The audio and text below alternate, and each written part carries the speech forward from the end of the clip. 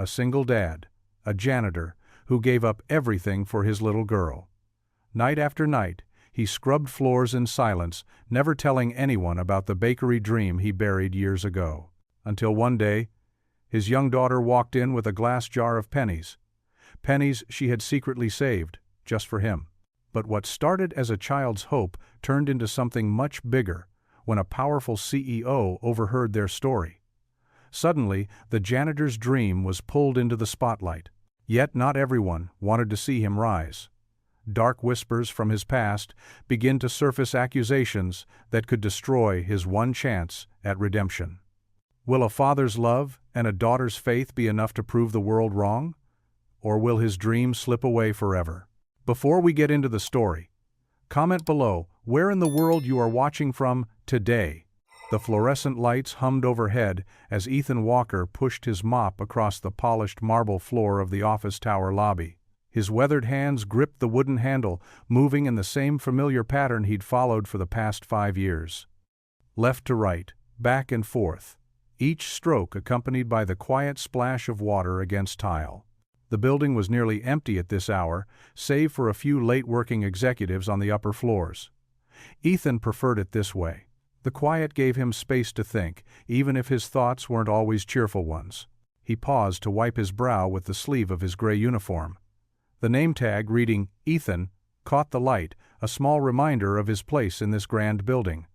His eyes drifted to the elaborate marble reception desk, where, during the day, well-dressed professionals would stride past without a second glance. $237, he muttered to himself, mentally calculating the remainder of his last paycheck. The rent was due next week, and Lily needed new shoes for school. Her current pair was held together with duct tape and hope, but she never complained, not once. The thought of his daughter brought both warmth and worry to his heart.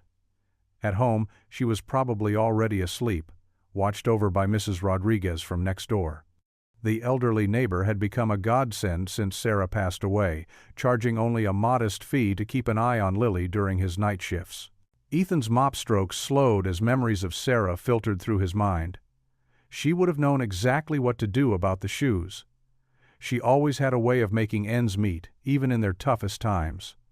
The familiar ache in his chest returned, not as sharp as it once was, but present all the same.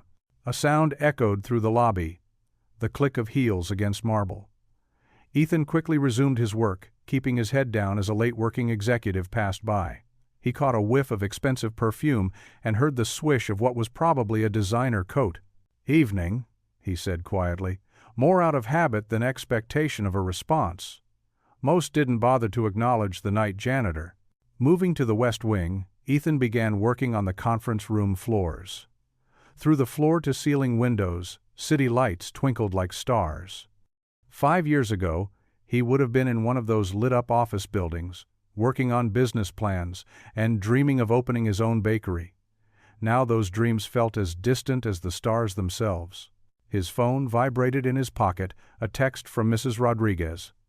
"Lily had her dinner and finished her homework. She left you a surprise on the kitchen table." A smile tugged at Ethan's lips. Lily was always leaving him little surprises. Drawings, handmade cards, or sometimes just notes saying, "I love you, Daddy," in her careful third-grade handwriting. Each one was a reminder of why he kept going, why he worked these long nights without complaint. The cleaning cart squeaked as he pushed it toward the supply closet to refill his bucket. Inside, the familiar smell of cleaning products surrounded him. He measured out the correct amount of floor cleaner, watching the blue liquid swirl into the water. Simple tasks, repeated night after night. "Just keep going," he whispered to himself, Sarah's words echoing in his memory. It had been their mantra during her illness, and now it was his alone.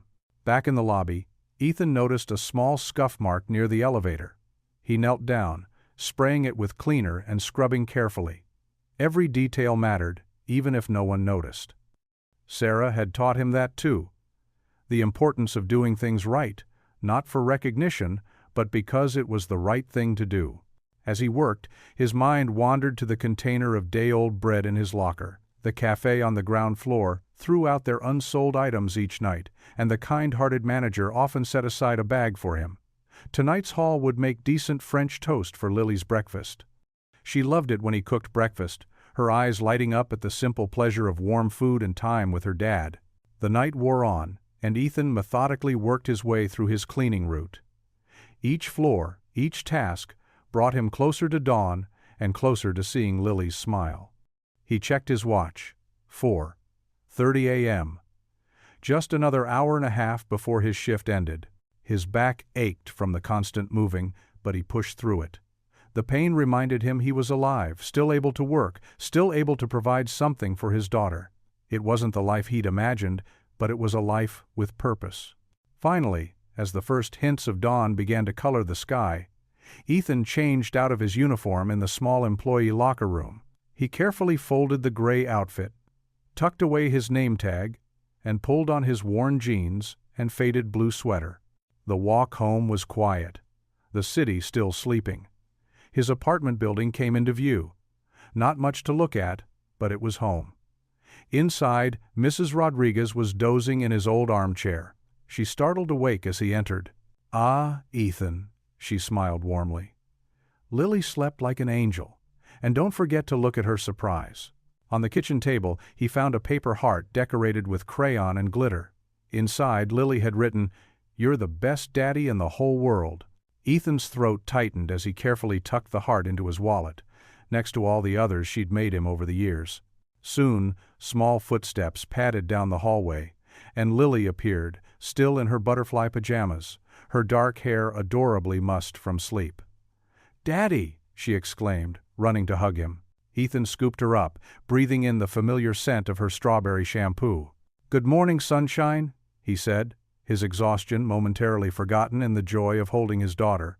As they walked to school later, the morning sun warming their faces, Lily chatted about her upcoming class presentation on butterflies. Ethan listened, nodding and asking questions, while mentally calculating if he could spare enough for pancake ingredients on the weekend. "Your hair's getting in your eyes again," he noticed, pausing to gently tuck the strands behind her ear. Lily looked up at him with those eyes so like her mother's. "Can we have pancakes this weekend?" she asked hopefully. "With blueberries?" Ethan's heart squeezed, but he managed a smile.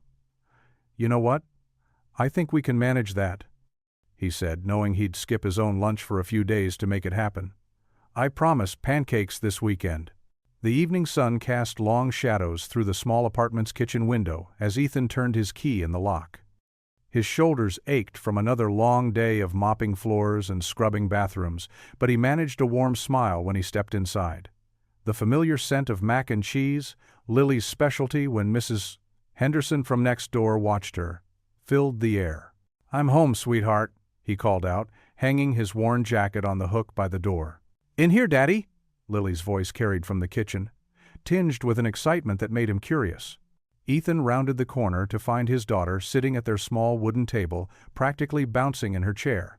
Her dark hair was pulled back in slightly uneven pigtails. She'd clearly done them herself, and her homework was spread across the table. But what caught his attention was the glass jar placed carefully in the center. "What's this?" he asked, moving closer. Lily's hands fidgeted in her lap as she watched him examine the jar. It was an old mason jar, probably from their neighbor's recycling, cleaned and decorated with careful 9-year-old handwriting. The label, written in wobbly blue marker, read, "Daddy's Dream." "I've been saving," she said softly, pushing the jar toward him. "For your bakery." Ethan's throat tightened as he picked up the jar.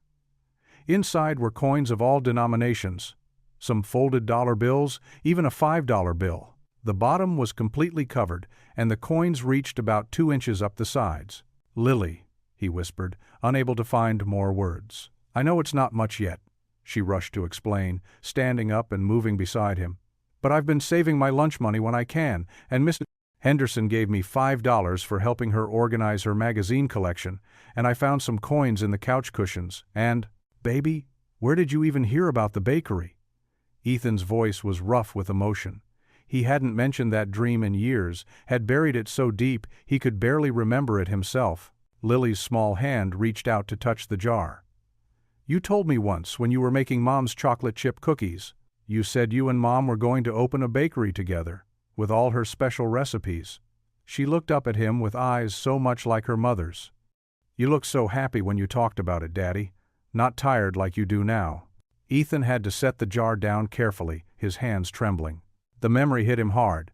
Sarah in their tiny kitchen, flour on her nose, as she tweaked another recipe, dreaming big dreams with him. Before the illness, before the medical bills, before everything changed. And look, Lily continued, oblivious to his emotional struggle. She pulled out a small notebook from under her homework. I've been keeping track of everything. Mrs. Henderson says that's what real business people do. The notebook was filled with careful entries in Lily's handwriting. Found quarter under bed, 25. Birthday money from Grandma, 10. Helped Tommy with math, 50. Each entry was carefully dated and tallied. Some amounts had been crossed out with notes like emergency ice cream or new pencils needed, but most remained, adding up to the contents of the jar. "You've been doing all this?" Ethan asked, sitting heavily in one of the kitchen chairs. "For me?" Lily nodded, her face serious. "I know it's not enough for a real bakery yet, but maybe we could start small, like at the farmer's market? Tommy's mom sells jewelry there, and she says anyone can get a table if they have good stuff to sell." Her words tumbled out faster now, powered by enthusiasm. "And your cookies are the best, Daddy. Even better than the store ones. And you make that bread that smells so good and—" Ethan pulled her into a tight hug, cutting off her excited rambling. He pressed his face into her hair, trying to hide the tears that threatened to spill over. His brilliant, beautiful daughter, so full of hope and determination, just like her mother. "You're amazing, you know that," he whispered into her hair. Lily hugged him back fiercely. "So you'll think about it? About the bakery?" "I'll think about it," he promised, though his heart clenched at the words. He held her tighter, hoping she couldn't feel how his hand shook.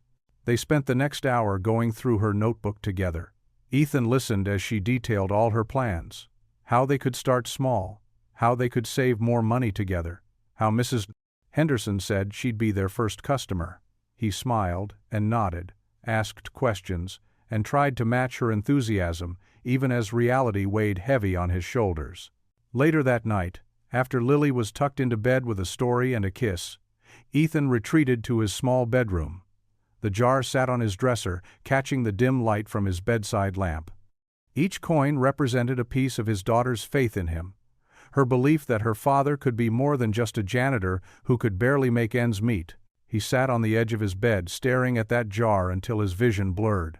The dream of the bakery had died with Sarah, buried under mountains of medical bills and the crushing reality of being a single father with no safety net. He'd given up everything, their savings, their small business loan, their plans, to try to save her. And in the end, it still hadn't been enough. Running his hands over his face, Ethan whispered into the darkness of his room, "It's too late for me." Sunlight streamed through the towering glass windows of the office building as Ethan Walker pushed through the revolving doors, his weathered brown uniform neatly pressed despite its age. He was 30 minutes early for his evening shift, hoping to organize his cleaning supplies before the last of the office workers headed home. The lobby's marble floors gleamed under the afternoon light, reflecting like mirrors beneath his worn work boots. He'd spent countless hours polishing these same floors, taking pride in how they sparkled even if few noticed his efforts. As he headed toward the janitor's closet, the sharp click of heels against marble caught his attention. Victoria Hayes, the company's CEO, strode back and forth across the lobby, her tailored navy suit and silver hair perfectly in place despite her obvious agitation. Her phone was pressed against her ear, her free hand gesturing in frustration. "No, that's not what we're looking for," Victoria said, her voice echoing in the vast space. "We need something meaningful, something that actually connects with the community." She paused, listening. "Another corporate art installation? That's exactly what we're trying to avoid." Ethan tried to make himself invisible, a skill he'd perfected over years of working around executives who rarely acknowledged his existence. He quietly unlocked the supply closet, careful not to let the door squeak. "Listen, James," Victoria continued, her tone growing sharper. "The board wants this community project to show real impact, something genuine, something that She stopped abruptly, pinching the bridge of her nose. No, no. Let me call you back. Ethan grabbed his mop and bucket, hoping to slip away before she noticed him. But as he turned, Victoria's voice rang out. "Oh, you're here early." She trailed off, clearly searching for his name. "Ethan Walker, ma'am," he supplied quietly, adjusting his grip on the mop handle. "I just thought I'd get an early start today." Victoria nodded, her expression softening slightly. "Of course, Mr. Walker. Don't let me keep you from Daddy." The cheerful call echoed through the lobby as Lily burst through the revolving doors, her backpack bouncing against her small frame. Her dark braids swung with each step, and her worn sneakers squeaked against the pristine floor. Ethan's heart sank. Usually Lily waited for him at the corner coffee shop where the owner, Mrs. Chen, kept an eye on her. "Sweetheart, what are you doing here?" "Mrs. Chen had to close early today," Lily explained, slightly out of breath. "She said I could wait for you here instead." She clutched something in her hands, the glass jar from their kitchen, now wrapped in colorful construction paper.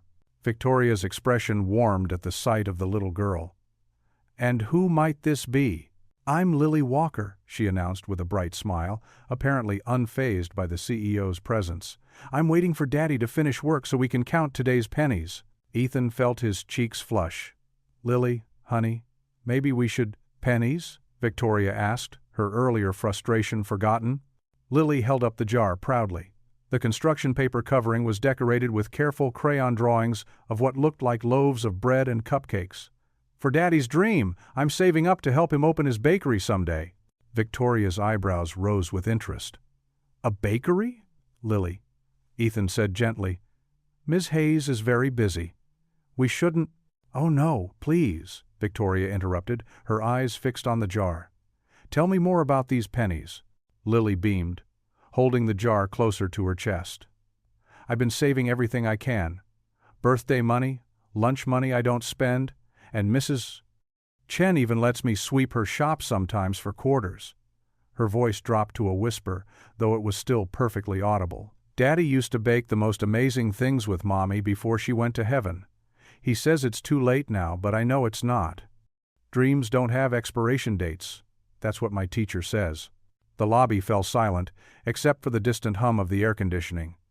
Ethan stood frozen, his calloused hands gripping the mop handle so tightly his knuckles had gone white. He wanted to disappear into the floor he'd spent so many hours cleaning, but Victoria's gaze held him in place. "A baker," she said softly, studying him with new eyes. "It was a long time ago," Ethan managed, his voice rough. "Just a dream I had once. It's not—" "Daddy makes the best cinnamon rolls in the whole world," Lily declared with absolute certainty. "And his chocolate chip cookies are magic. They make you feel better even on the worst days." She hugged the jar tighter, the few coins inside clinking gently.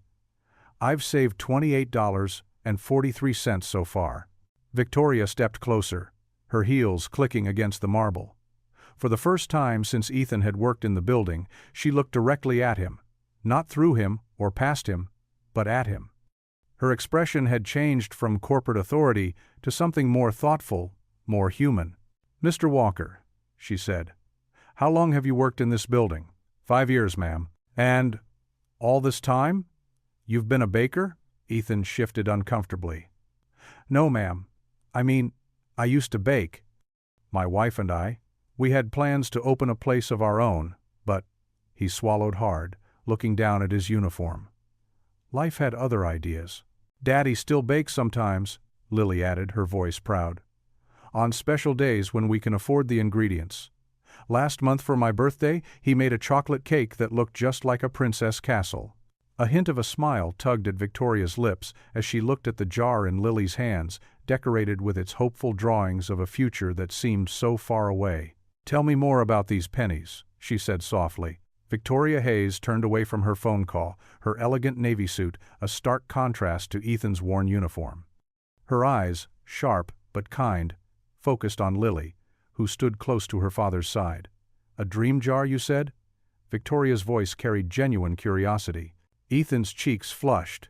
He gently squeezed Lily's shoulder. "It's nothing, Miss Hayes. Just a little thing between my daughter and me." "Daddy wanted to open a bakery," Lily said proudly, her small hand slipping into her father's larger one. "He makes the best cinnamon rolls in the whole world." Victoria's perfectly arched eyebrows rose with interest. "Is that so?" She gestured toward the lobby's sitting area. "Would you mind telling me more about it, Mr. Walker?"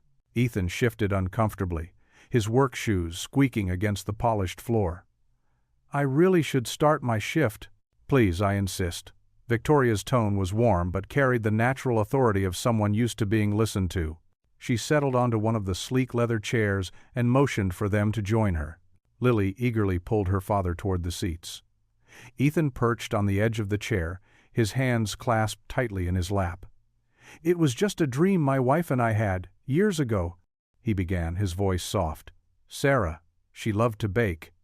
Had a way of making people feel at home with just the smell of fresh bread." Victoria leaned forward, her attention completely focused on Ethan. "What kind of bakery did you envision?" "Something small, friendly." Ethan's eyes grew distant, and his voice took on a warmth that made Lily smile.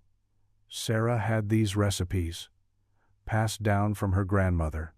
There was this apple cinnamon bread that could make anyone's bad day better. She'd add a touch of honey to the dough, said it was her secret ingredient. His voice caught slightly. "The whole kitchen would smell like heaven."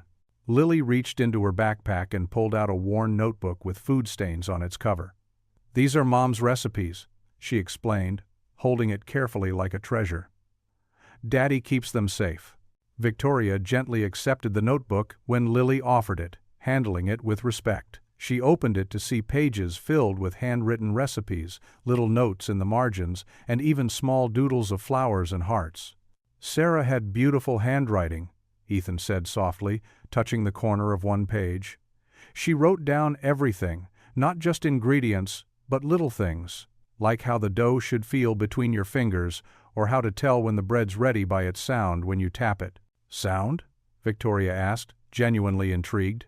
"Different breads have different hollow sounds when they're done," Ethan explained, animation creeping into his voice. "It's like they're talking to you, telling you they're ready." He caught himself and fell silent, embarrassed by his enthusiasm. "And you still bake?" Victoria prompted gently. "When we can afford the ingredients," Lily chimed in. "Daddy makes birthday cakes for the kids in our building. Mrs. Rodriguez on the third floor traded her babysitting last month for his sourdough bread." Ethan's face reddened. "It helps make ends meet sometimes," he admitted. "And it keeps Sarah's recipes alive for Lily." Victoria closed the recipe book carefully. "Mr. Walker, are you aware that our company has a community grant program?" Ethan shook his head. "We're currently looking for meaningful local projects to support," Victoria continued. "Something that could make a real difference in the community." She smiled warmly. "Something authentic." Lily's eyes widened. "Like a bakery?" "Exactly like a bakery," Victoria nodded. "Mr. Walker, would you be interested in applying?" Ethan's hands twisted in his lap. I wouldn't know where to start. I'm just a janitor, Miss Hayes." "You're also a skilled baker, with a vision and a collection of unique family recipes," Victoria countered. "And please, call me Victoria." She pulled out a business card and wrote something on the back. "This is my personal email. I'd be happy to help you prepare a proposal." "That's very kind, but," Ethan started. "Daddy, please?" Lily's voice was soft but eager. "Maybe this is why I started the jar." Victoria stood, smoothing her suit. "Think about it, Mr. Walker. Sometimes opportunities appear when we least expect them." She handed him the card. "Email me if you decide to move forward. I believe your bakery could be exactly the kind of project we're looking for." Ethan accepted the card, his fingers trembling slightly. For the first time in years, he felt a familiar flutter in his chest, the same feeling he'd had when he and Sarah first talked about opening their bakery. It was hope, fragile, but undeniable. But as he tucked the card into his pocket, doubt crept in like a shadow. He looked down at his janitor's uniform, thought of his empty bank account, and remembered all the dreams that had slipped away before. Still, he couldn't ignore the warm weight of Victoria's card in his pocket or the way Lily beamed up at him with complete faith in her eyes. The kitchen light flickered overhead as Ethan stirred the pot of macaroni and cheese, the familiar blue box sitting empty on the counter. Steam rose in wisps, carrying the comforting aroma through their small apartment. He wished he could afford something better, but the monthly bills left little room for extras. Lily sat at their weathered kitchen table, her math homework spread out beside her dinner plate. Her penny jar stood proudly in the center, catching the dim light. She decorated it with heart stickers and glitter glue, making it sparkle despite its modest contents. "It's ready, sweetheart," Ethan said, scooping generous portions onto their plates. The ceramic clinked as he set them down, and Lily quickly pushed her schoolwork aside. "Thanks, Daddy." She beamed at him, her smile brightening the whole room. "You know what I was thinking about all day?" "What's that?" Ethan asked, settling into his chair. The wood creaked beneath him, another reminder of all the things they made do with. "Our bakery." Lily twirled her fork in the macaroni, her eyes dancing with excitement. "I can see it so clearly in my head. The walls should be pink, but not too pink, you know, like the color of cotton candy." Ethan's throat tightened. He watched his daughter wave her fork as she spoke, painting pictures in the air. The enthusiasm in her voice made his heart ache with a mixture of love and guilt. "And there'll be these big glass cases," she continued, "filled with all kinds of cookies, chocolate chip ones like Mom used to make, and those special snickerdoodles with the secret ingredient." She paused to take a bite, then spoke around her mouthful. "What was it again?" "Cardamom," Ethan said softly, remembering how Sarah had discovered the spice combination by accident. "Your mom always said it was our little secret." "Right. And we'll have a special table, right by the window." Lily pointed to an imaginary spot in the air. "That's where I'll do my homework after school, and I can help you with the register when I'm done." "You've really thought this through, haven't you?" Ethan managed to smile, though his eyes burned with unshed tears. "Of course. And you know what else?" Lily leaned forward, her elbows on the table. "We should have one of those big chalkboards where you write the daily specials. I can do the drawings. Mrs. Henderson says I'm getting really good at art." Ethan reached across the table and squeezed her hand. "You are getting good at art. Those pictures you drew last week were beautiful." "Thanks, Daddy." Lily squeezed back, then returned to her dinner. "Oh, and we need one of those little bells above the door, so it rings when customers come in, like at Mr. Peterson's hardware store." The mention of the hardware store reminded Ethan of his conversation with Victoria Hayes. He still couldn't believe the CEO had taken an interest in his story. In his dream, the word felt strange even in his thoughts. He'd buried it so deep for so long. "Ms. Hayes seemed really nice today," Lily said, as if reading his mind. "Did you see how her eyes got all soft when I showed her the jar?" "I saw," Ethan nodded, pushing his macaroni around his plate. "But Lily, honey, about the grant she mentioned.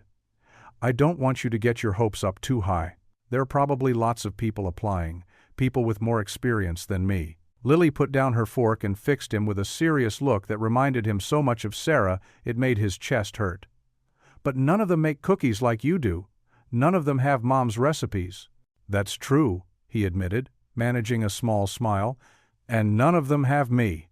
She grinned, showing the gap where her front tooth had recently fallen out. "I'm your secret weapon." Ethan couldn't help but laugh. "Oh, you are you?" "Yup, I've been practicing my puppy dog eyes," she demonstrated, making her eyes wide and pleading.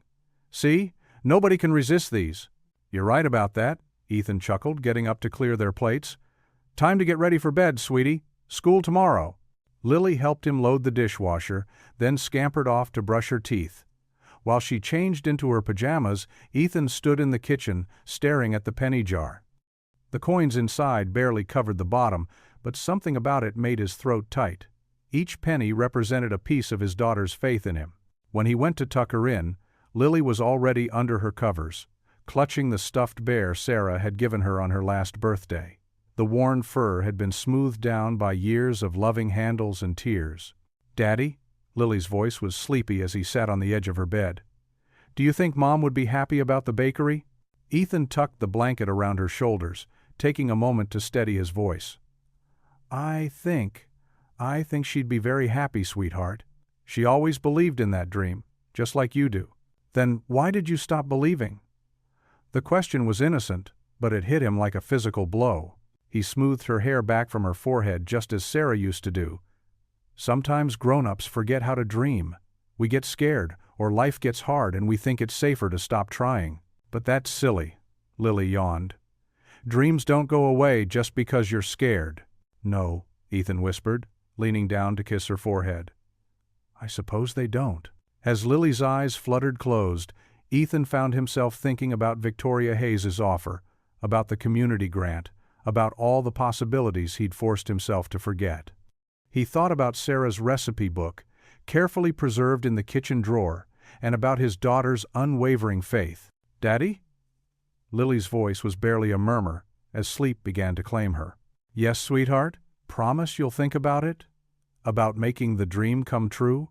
Ethan watched his daughter's breathing even out, her face peaceful in the soft glow of her nightlight.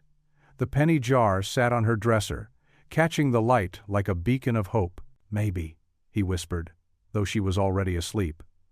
Maybe the dream isn't gone after all. The fluorescent lights hummed overhead in Victoria's pristine corner office as she cleared space on her mahogany desk. Ethan shifted uncomfortably in the plush leather chair across from her, his work uniform feeling out of place among the expensive furniture. First things first, Victoria said, pulling out a sleek laptop. Let's outline your vision for the bakery. Ethan's calloused fingers drummed nervously on his knee. I wouldn't even know where to start, Miss Hayes. Victoria, she corrected warmly. And we'll start with the basics. Tell me about those recipes you mentioned. Ethan's eyes softened as memories flooded back. Sarah, my wife, she had this way of adding unexpected ingredients, like lavender in shortbread or orange zest in chocolate chip cookies. Everyone said her treats tasted like home. Victoria typed quickly, nodding. That's exactly what we need, the personal touch. Now what kind of space were you thinking of? Nothing fancy, Ethan said, ducking his head. Just somewhere clean and welcoming. Maybe some small tables where folks could sit and enjoy their coffee. During their lunch breaks over the next few days, Victoria guided Ethan through the complex world of business planning. She explained terms like overhead costs and profit margins in simple language, her patience never wavering when Ethan needed things repeated. You're catching on faster than you think, she encouraged, when Ethan apologized for asking questions. Remember, I didn't learn this overnight either. Between his night shifts and caring for Lily, Ethan studied. He borrowed business books from the library and watched tutorial videos on his ancient laptop while Lily slept. His eyes burned from lack of sleep, but determination pushed him forward. One afternoon, Victoria found him mopping near her office, his face drawn with exhaustion. You look dead on your feet, she said softly. Ethan managed a tired smile. Had to stay up late working on the financial projections. Numbers were never my strong suit. Victoria's expression softened. Why don't you take your break now? We can review them together. In her office, Ethan pulled out wrinkled papers covered in careful calculations. Victoria noticed his hands trembling slightly as he handed them over. I probably did it all wrong, he mumbled. She studied the pages, her eyebrows rising. Ethan, these are actually quite good. You've thought of details I wouldn't have expected. Seasonal ingredient costs, utility variations between summer and winter. Color rose in his cheeks. Just things I've learned from watching other businesses over the years. That's exactly the kind of practical knowledge that makes a business succeed, Victoria said firmly. As days passed, the proposal took shape. Victoria showed Ethan how to create professional-looking documents on her computer, teaching him shortcuts and formatting tricks. His confidence grew slowly, like a shy plant reaching for sunlight. One evening, Lily insisted on helping. She sat at their kitchen table, carefully drawing pictures of what she imagined the bakery would look like. Her crayon sketches showed smiling customers and towering displays of cookies. Can we put these in the proposal? She asked hopefully. Ethan glanced at the childish drawings, then remembered Victoria's words about personal touches. You know what? I think we should. The next day, Victoria agreed completely. These illustrations add heart to the application, she said, carefully inserting Lily's artwork between the budget pages and building plans. Finally, after 2 weeks of work, the proposal was complete. Ethan stood before the grant submission box in the building's main lobby, holding the thick envelope that contained his dreams. Victoria stood beside him, her usual corporate polish softened by genuine warmth.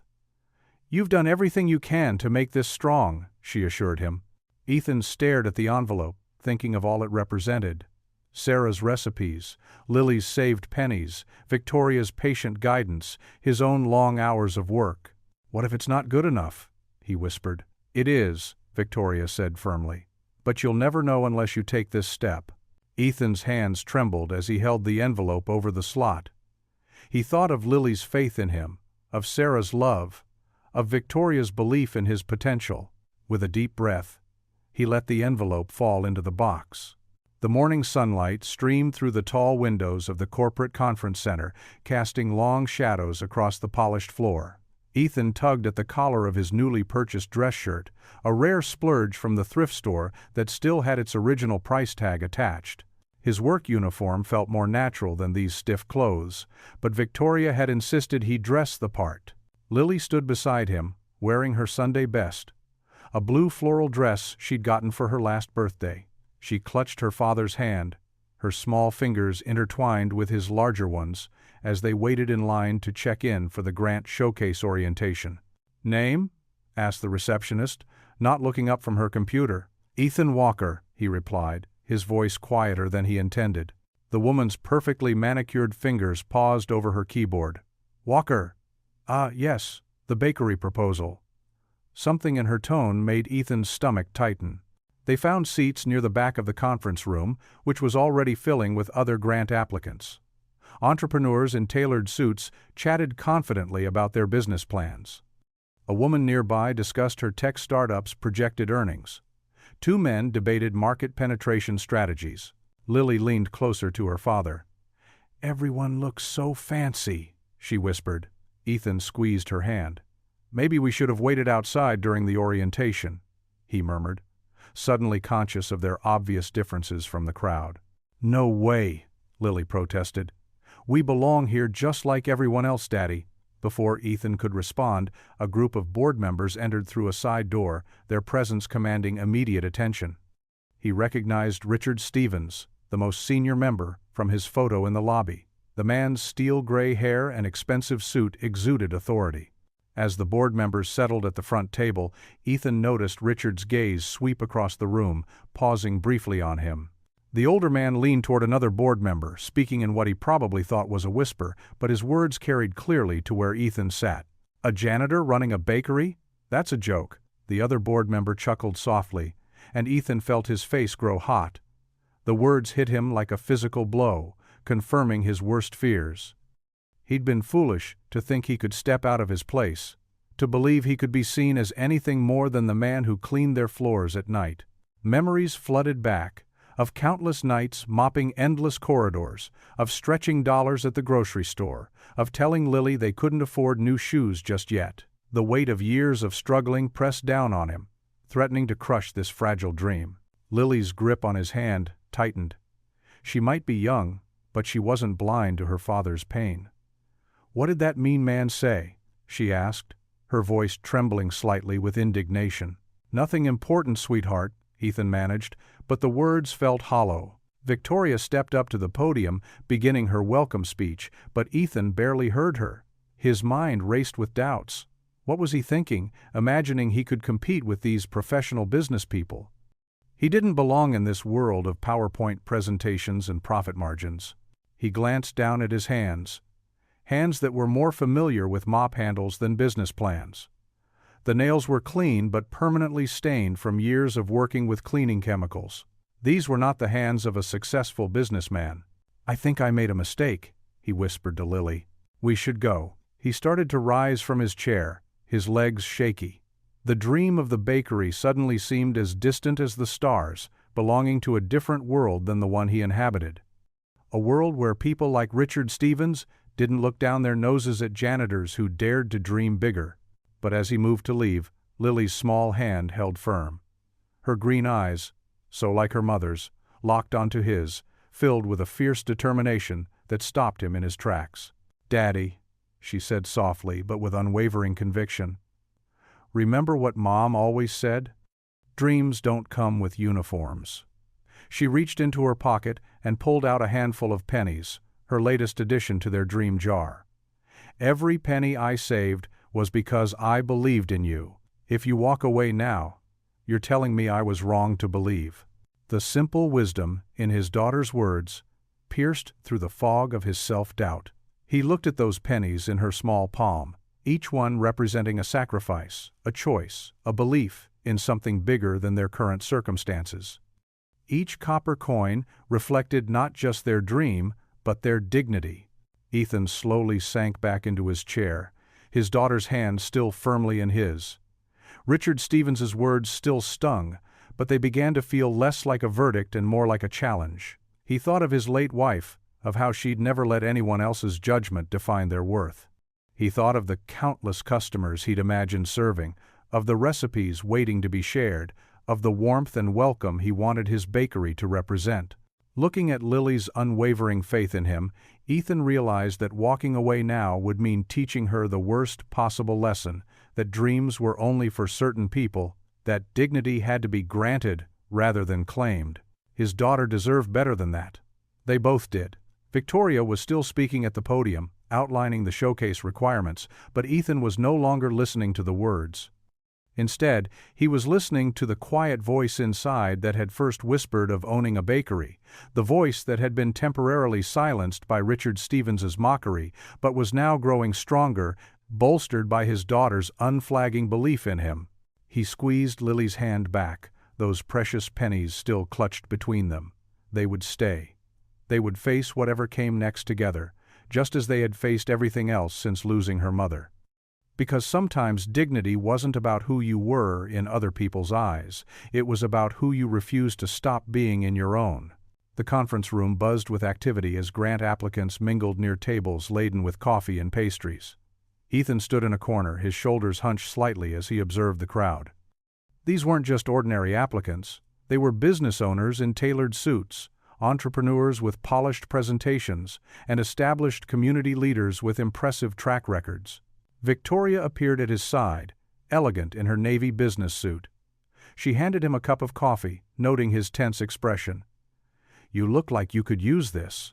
"Thanks," Ethan murmured, accepting the cup with slightly trembling hands. He watched as a well-dressed man across the room gestured animatedly to a small group, their laughter carrying across the space. "That's James Morton. He owns 3 restaurants downtown." Victoria followed his gaze. "Yes, he's applying for funding to open a culinary school. And over there," Ethan nodded toward a woman in a crisp pantsuit. "That's Sarah Chen. She runs that big charity organization." His voice grew quieter. "I clean her office every Tuesday night." A young man in an expensive suit strode past them, barely glancing their way. Ethan recognized him as one of the board members' sons. The young man joined a group of applicants, immediately commanding their attention with his confident stance and loud voice.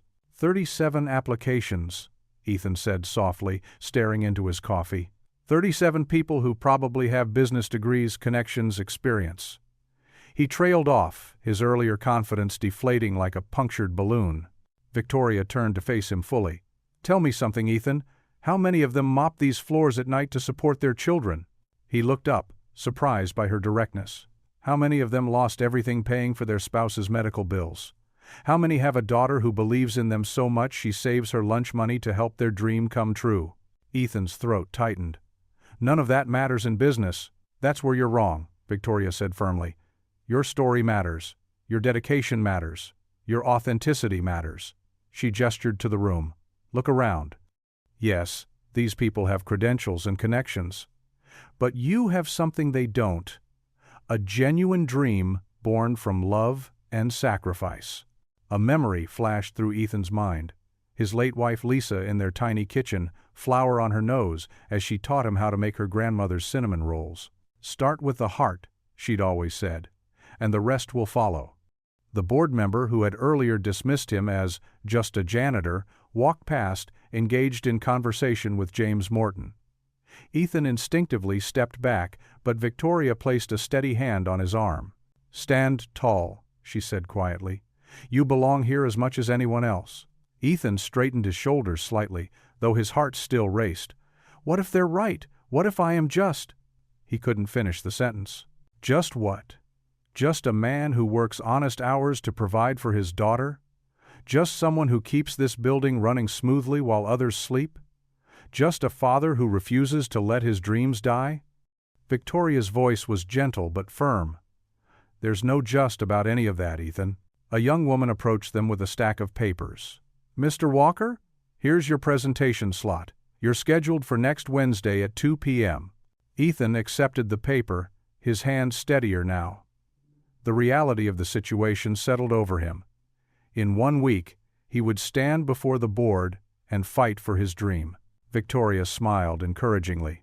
1 week to prepare. We'll work on your presentation during your breaks. She paused, studying his face. Are you still in this? Ethan thought of Lily's jar of pennies sitting on their kitchen counter, each coin representing her unwavering faith in him. He thought of Lisa, who had believed in their shared dream until her final days.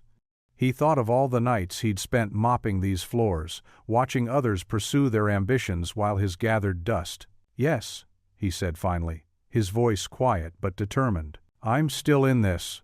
The fear didn't disappear. It still curled in his stomach like a stubborn knot.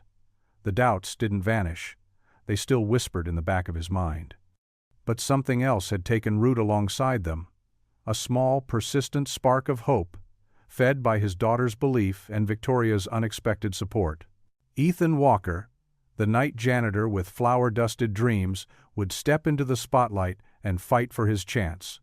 Whether the board saw him as just a janitor or not, he would show them who he really was: a father, a baker, and a man who refused to let his dream die.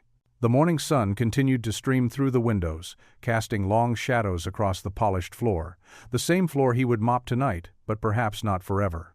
The kitchen clock ticked steadily toward midnight, as Ethan sat at the worn wooden table, surrounded by papers covered in his careful handwriting. A small desk lamp cast a warm glow over the business terms Victoria had given him to study. His work uniform still smelled of cleaning supplies, but he hadn't taken time to change after his shift. There was too much to learn. Lily lay curled up on their threadbare couch just a few feet away, her math textbook still open on her chest. She had insisted on staying up to study with Daddy, but sleep had won about an hour ago. Her quiet breathing provided a gentle rhythm to match the clock's ticking. Ethan rubbed his tired eyes and looked down at the page before him. Profit margins, he mumbled, trying to keep his voice low enough not to wake Lily. The difference between selling price and cost. His words trailed off as he jotted down notes in the margins of Victoria's handouts. The kitchen felt different at this hour. During the day, it was filled with the sounds of Lily chattering about school or the clatter of dishes. Now, in the quiet of night, it felt both peaceful and demanding. Every minute spent studying was a minute less of sleep, but Ethan couldn't stop. Not when the dream felt so close. He picked up his coffee mug, his third of the night, and found it empty. Standing carefully to avoid the chair's usual squeak, he padded to the coffee maker. The warm aroma filled his nose as he poured another cup, adding just a splash of milk. The refrigerator's light briefly illuminated Lily's artwork stuck there with magnets, drawings of cakes and cookies, with Daddy's Bakery written in crooked letters at the top of each one. Back at the table, Ethan turned to a fresh page in his notebook. Victoria had given him homework. Write a detailed inventory of startup costs. His pen moved slowly across the paper as he listed items. Industrial mixer, display cases, baking sheets. Each item needed a price estimate, and the numbers made his stomach twist. The total grew larger with every line. His eyelids felt heavy, and the words began to blur. Ethan shook his head hard, trying to clear the fog.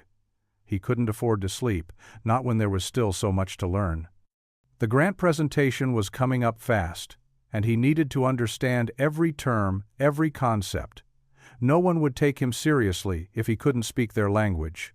Lily stirred on the couch, murmuring something about cookies in her sleep.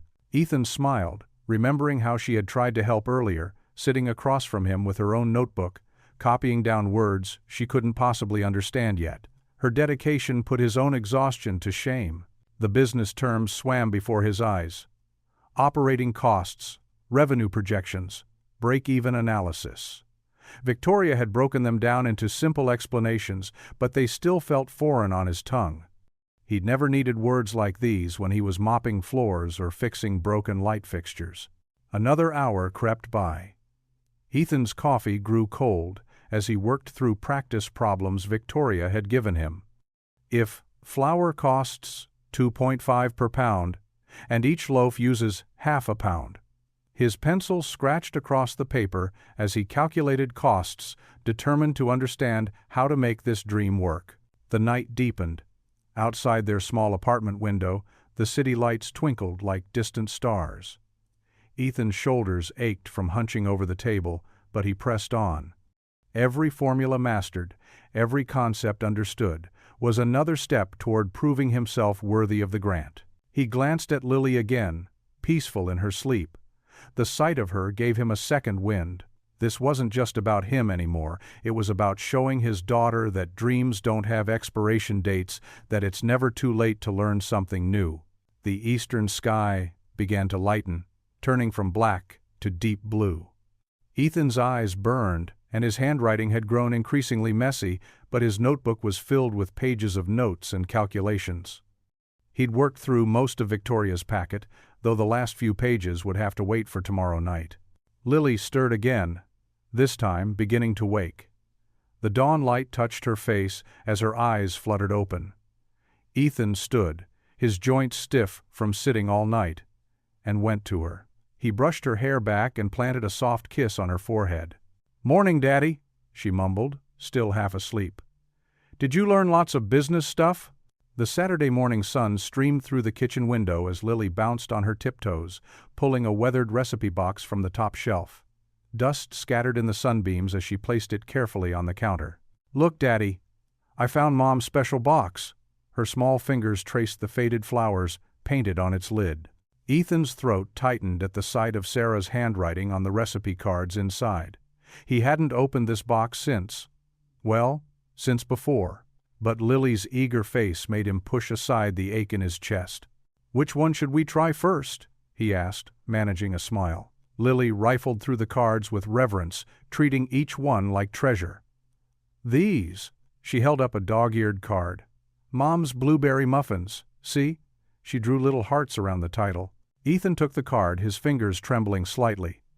Sarah's neat handwriting filled the yellowed paper. "Perfect blueberry muffins. The ones that made Ethan propose." He couldn't help but chuckle. She'd always claimed it was her baking that won his heart. "All right, sunshine, let's get started." They gathered ingredients from their modest kitchen: flour, sugar, eggs, and the last half pint of blueberries from the fridge. Lily insisted on wearing her mother's old apron, rolling up the excess material so she wouldn't trip. "First, we mix the dry ingredients," Ethan read from the card. Lily measured carefully, her tongue poking out in concentration as she leveled each cup of flour with her finger. "Mom always said baking is like science," she announced, stirring the bowl with authority. "You have to be exact." "That's right." Though she wasn't always exact herself, Ethan remembered, warming to the memory.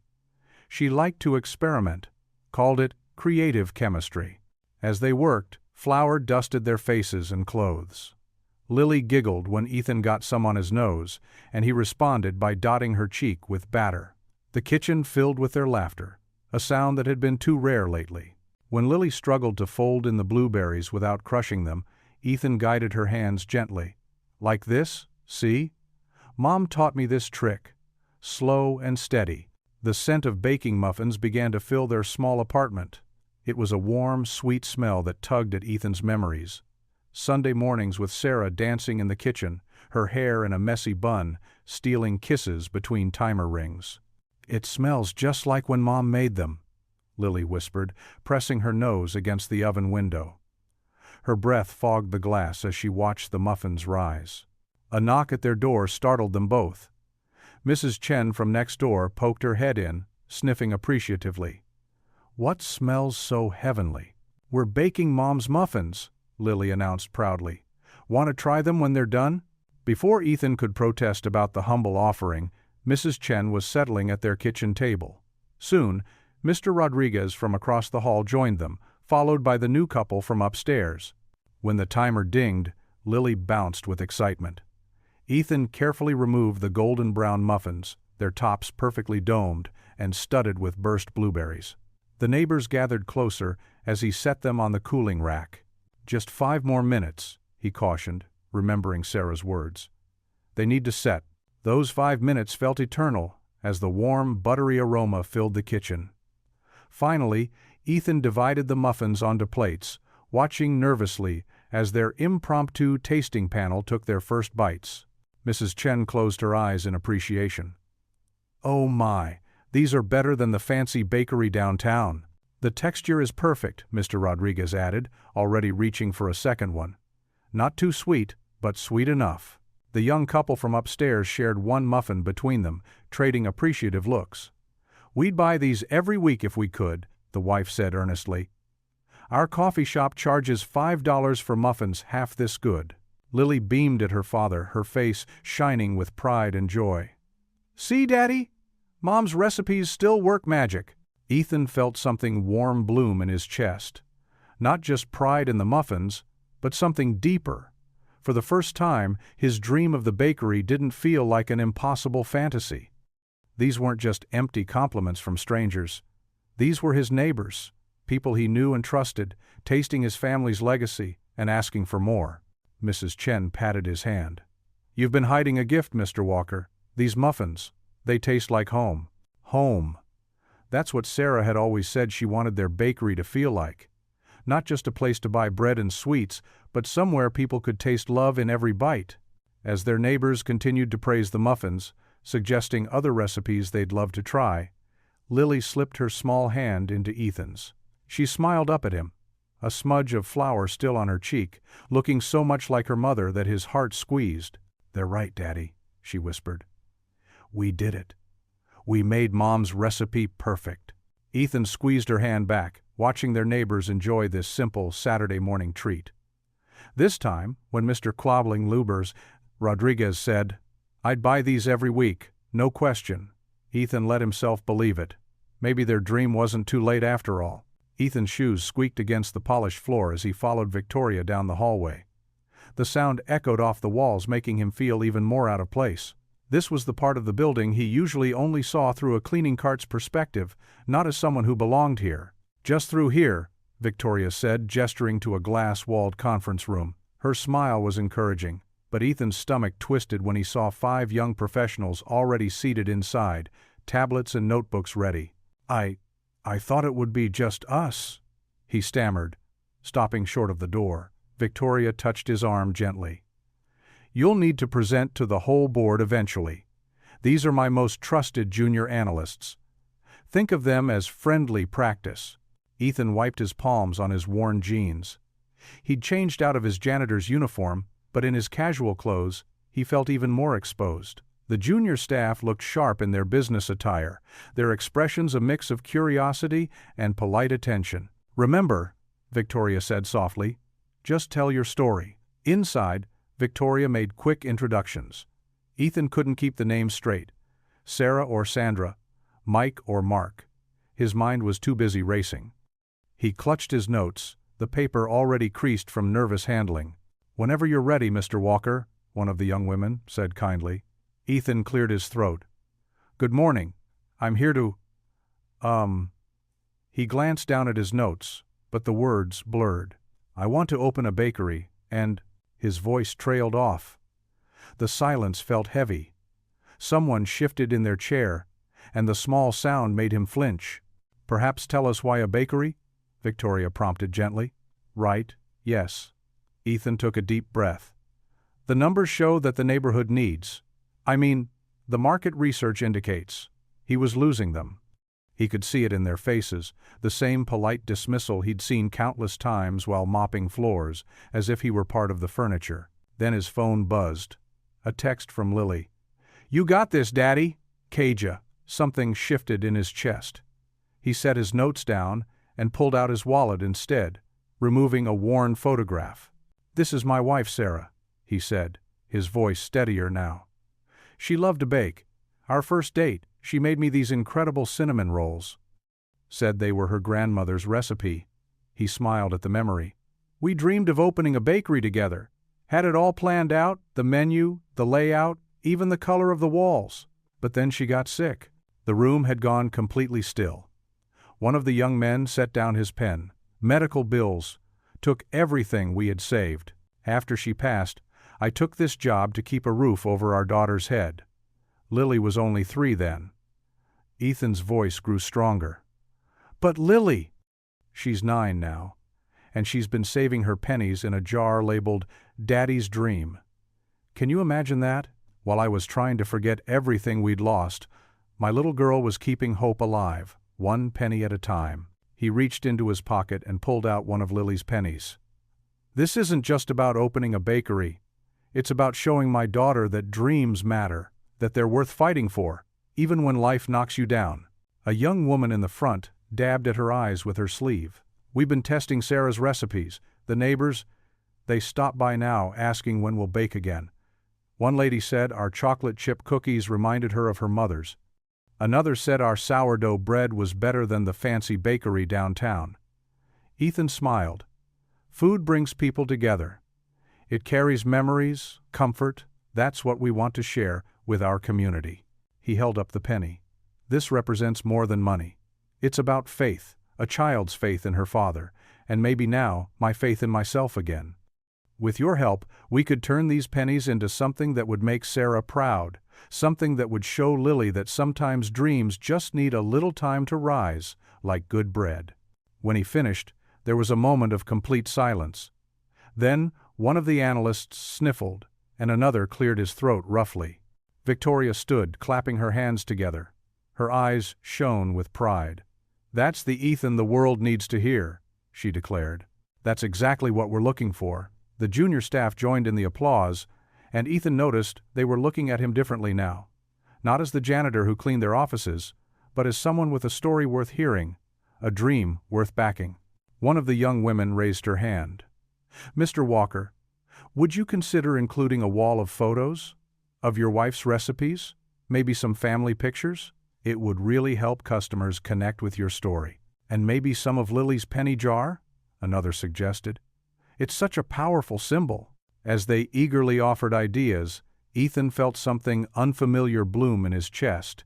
He recognized it, finally, as hope. Real, solid hope. Not the fragile kind he'd been nursing in secret. For the first time, he could see his dream taking shape, becoming possible. Victoria caught his eye and nodded, her expression soft with understanding. The morning sun streamed through the windows, warming the room, and Ethan thought of Sarah, of Lily, of all the mornings to come that might smell of fresh bread and possibility. The empty storefront stood silent in the evening light, its windows covered with brown paper and For Lee's signs. But tonight, sitting cross-legged on its dusty floor with his daughter, Ethan Walker saw something different. Through Lily's eyes, the bare walls transformed into possibility.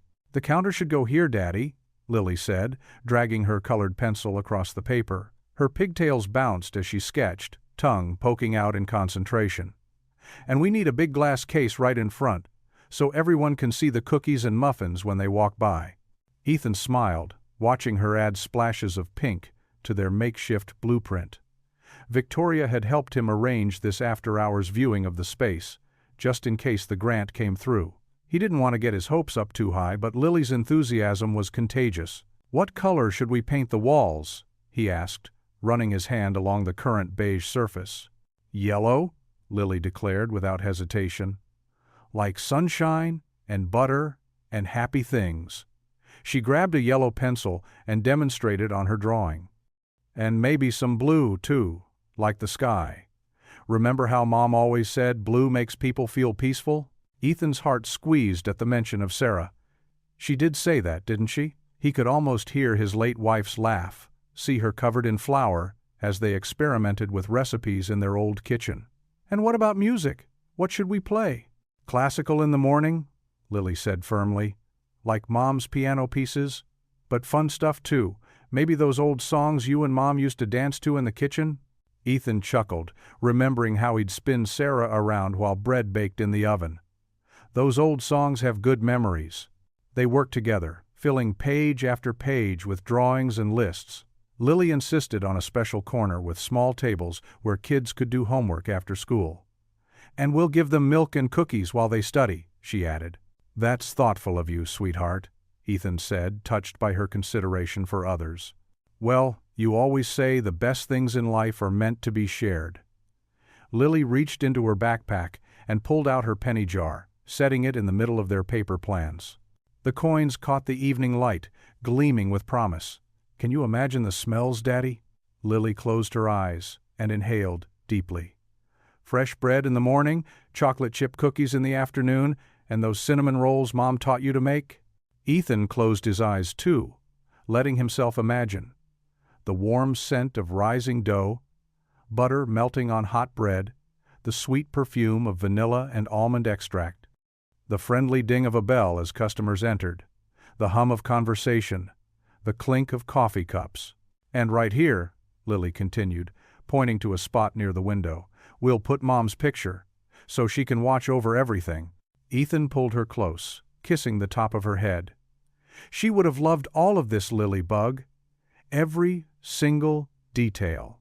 They stayed until darkness fell, drawing and dreaming. Lily mapped out where every table would go, insisted on a flower box in the window, and even drew little stick figures of regular customers she imagined they'd have. "Look, Daddy," she said, pointing to one drawing. "This lady comes every morning for coffee and a muffin. And this man, he brings his grandson after school for cookies. And this family? They order a special cake every birthday." Ethan marveled at her ability to create an entire world from blank paper and hope. "You've thought of everything, haven't you?" "Almost." Lily pulled out one last sheet. "We need a name for the bakery. I was thinking." She showed him her careful lettering. "Lily's Dream Bakery." "Oh, sweetheart." Ethan's voice caught. "That's perfect. But why not Walker Family Bakery?" Lily shook her head. "Because it started with my dream for you, Daddy. And Mom's dream too. It's all our dreams together." The simplicity of her logic, the pure love in her words, brought tears to Ethan's eyes. He gathered their drawings together, handling them as carefully as precious documents. "Time to head home, kiddo. You've got school tomorrow, and I've got that showcase to prepare for." As they locked up the empty storefront, Lily pressed her face against the glass one last time. "Good night, bakery," she whispered. "I hope you'll be ours soon." The drive home was quiet, both of them lost in thoughts of possibilities. After tucking Lily into bed with an extra tight hug, Ethan retreated to his own room. He knelt beside his bed, something he hadn't done regularly since Sarah's passing.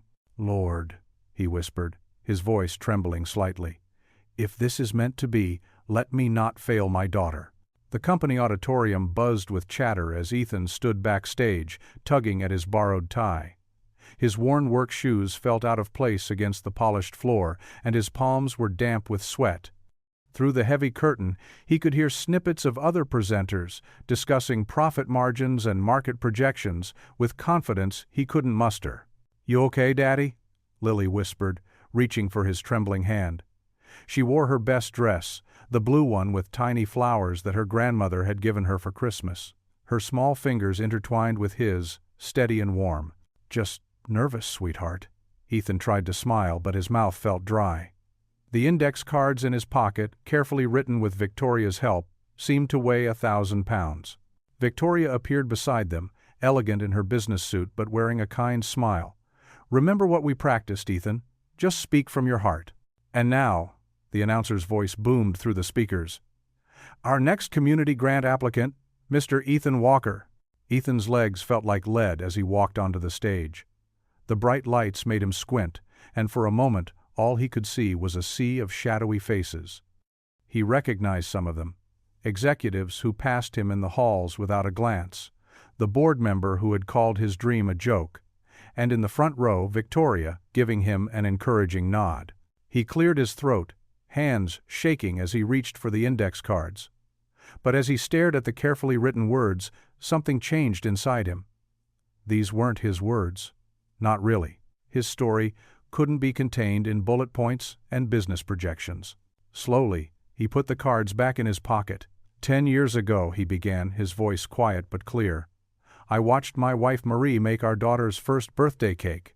She had been sick for months, but she insisted on baking it herself. Her hands were weak, but her smile. His voice caught. Her smile lit up the whole kitchen. The room fell silent. Even the usual clicking of laptops and shuffling of papers stopped. Marie and I had a dream of opening a bakery together. We'd spend nights planning it out, writing recipes, imagining the smell of fresh bread and the sound of people gathering. But dreams. He paused, swallowing hard. Dreams sometimes take unexpected turns. Ethan glanced at Lily in the wings, her face glowing with pride. The medical bills came first. Then Marie was gone, and I became both mother and father to our beautiful girl. The bakery seemed impossible. I took the job as a janitor here because it let me work nights and be there for Lily during the day. Every morning, I'd mop these floors and tell myself it was enough just to survive. He reached into his other pocket and pulled out a familiar glass jar, holding it up so it caught the stage lights. Pennies glinted inside, along with a few crumpled dollar bills. But my daughter. His voice grew stronger. My 9-year-old daughter wouldn't let our dream die. She started saving her lunch money, doing extra chores for neighbors, collecting loose change. When she gave me this jar, labeled Daddy's Dream, I realized something. Dreams aren't just about us. They're about the people who believe in us. Tears were visible on several faces in the audience now. Even the skeptical board member had set down his phone, listening intently. This bakery isn't just about making bread and pastries.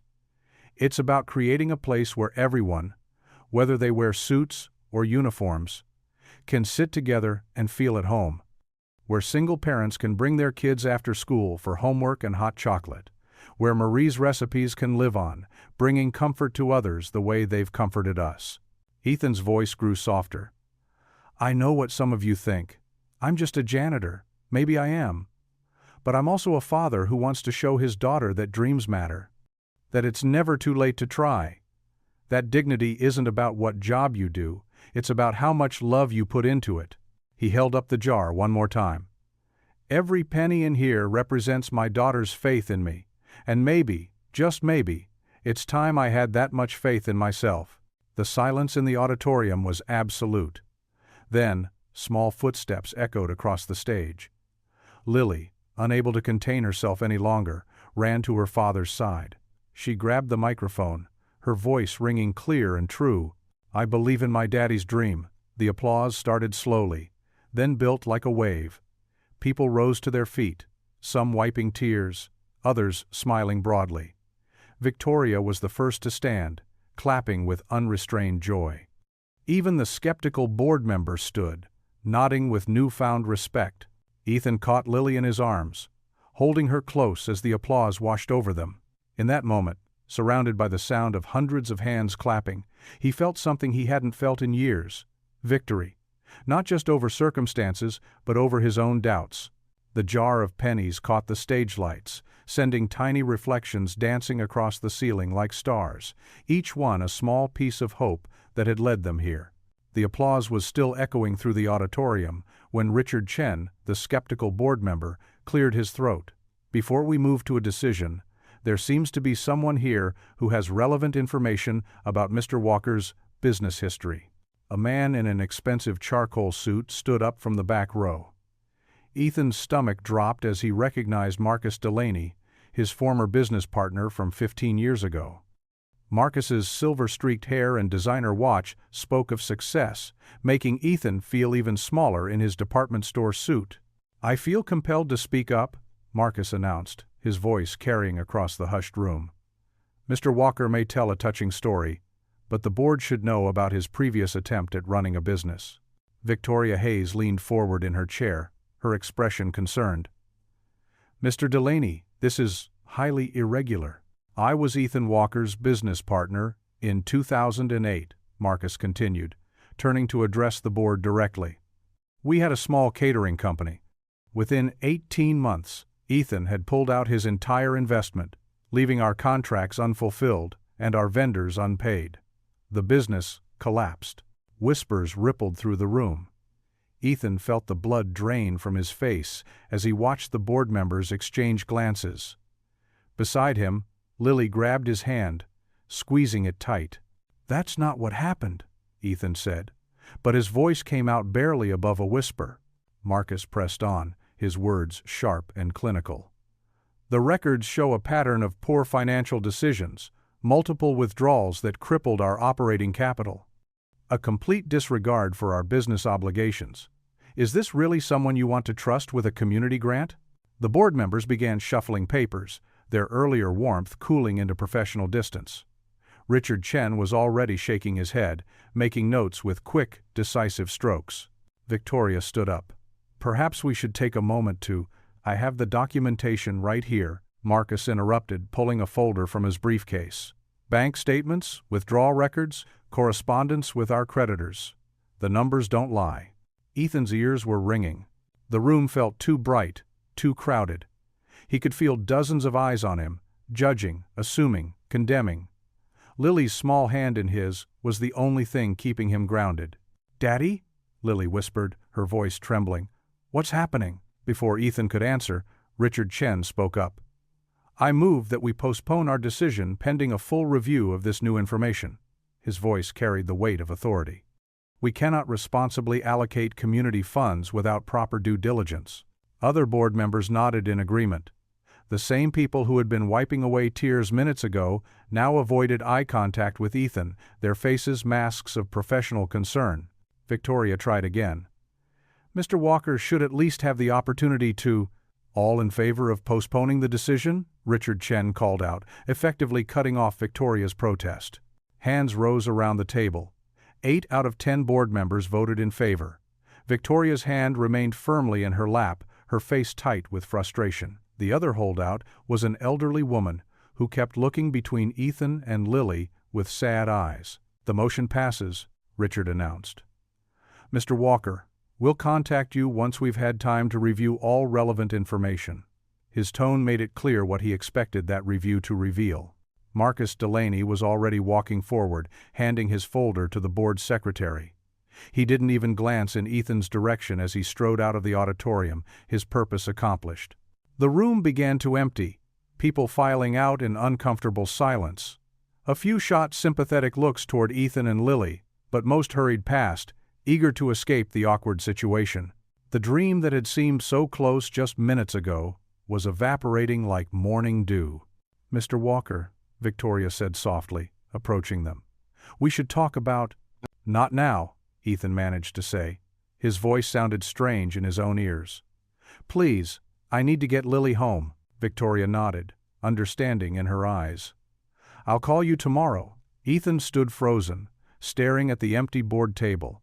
The grant application he'd worked so hard on sat there, suddenly looking like nothing more than a stack of worthless paper. Lily's jar of pennies, which had been part of their presentation, caught the light mockingly. "Come on, sweetie," he said to Lily, trying to keep his voice steady. "Time to go home." They walked toward the exit, their footsteps echoing in the nearly empty auditorium. Just before they reached the door, Lily turned back and ran to grab her penny jar from the presentation table. The coins clinked softly as she hugged it to her chest, the sound like a funeral bell for their shared dream. Ethan paused in the doorway, one hand on his daughter's shoulder. Behind them, the cleaning crew was already coming in, folding chairs and sweeping floors, erasing all evidence of their moment of hope. The sight hit him with bitter irony. Soon he'd be back here too, pushing his mop across these same floors, back where people thought he belonged. His dream of owning a bakery, of making his daughter proud, of honoring his late wife's memory, it all seemed to be slipping through his fingers like grains of sand. The weight of disappointment pressed down on his shoulders, heavier than any mop or bucket he'd ever carried. The kitchen light cast harsh shadows across the small dinner table where Ethan and Lily sat. 2 plates of spaghetti grew cold, untouched. Ethan pushed his food around with his fork, his shoulders slumped under the weight of the day's humiliation.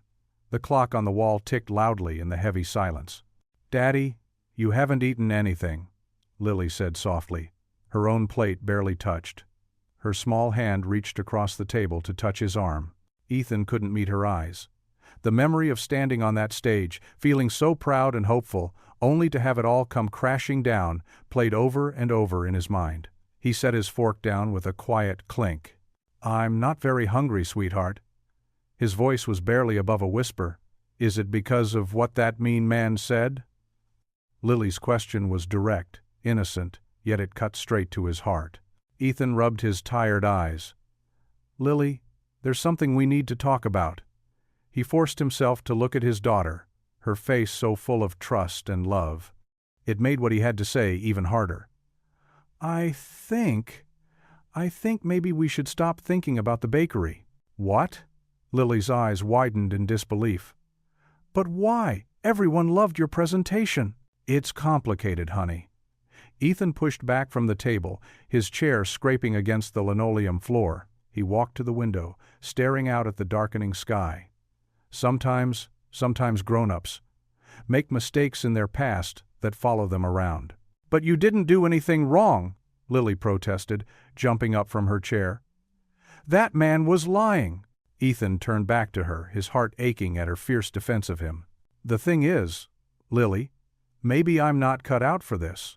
I'm just a janitor. Maybe that's all I'll ever be." "No," Lily's voice cracked.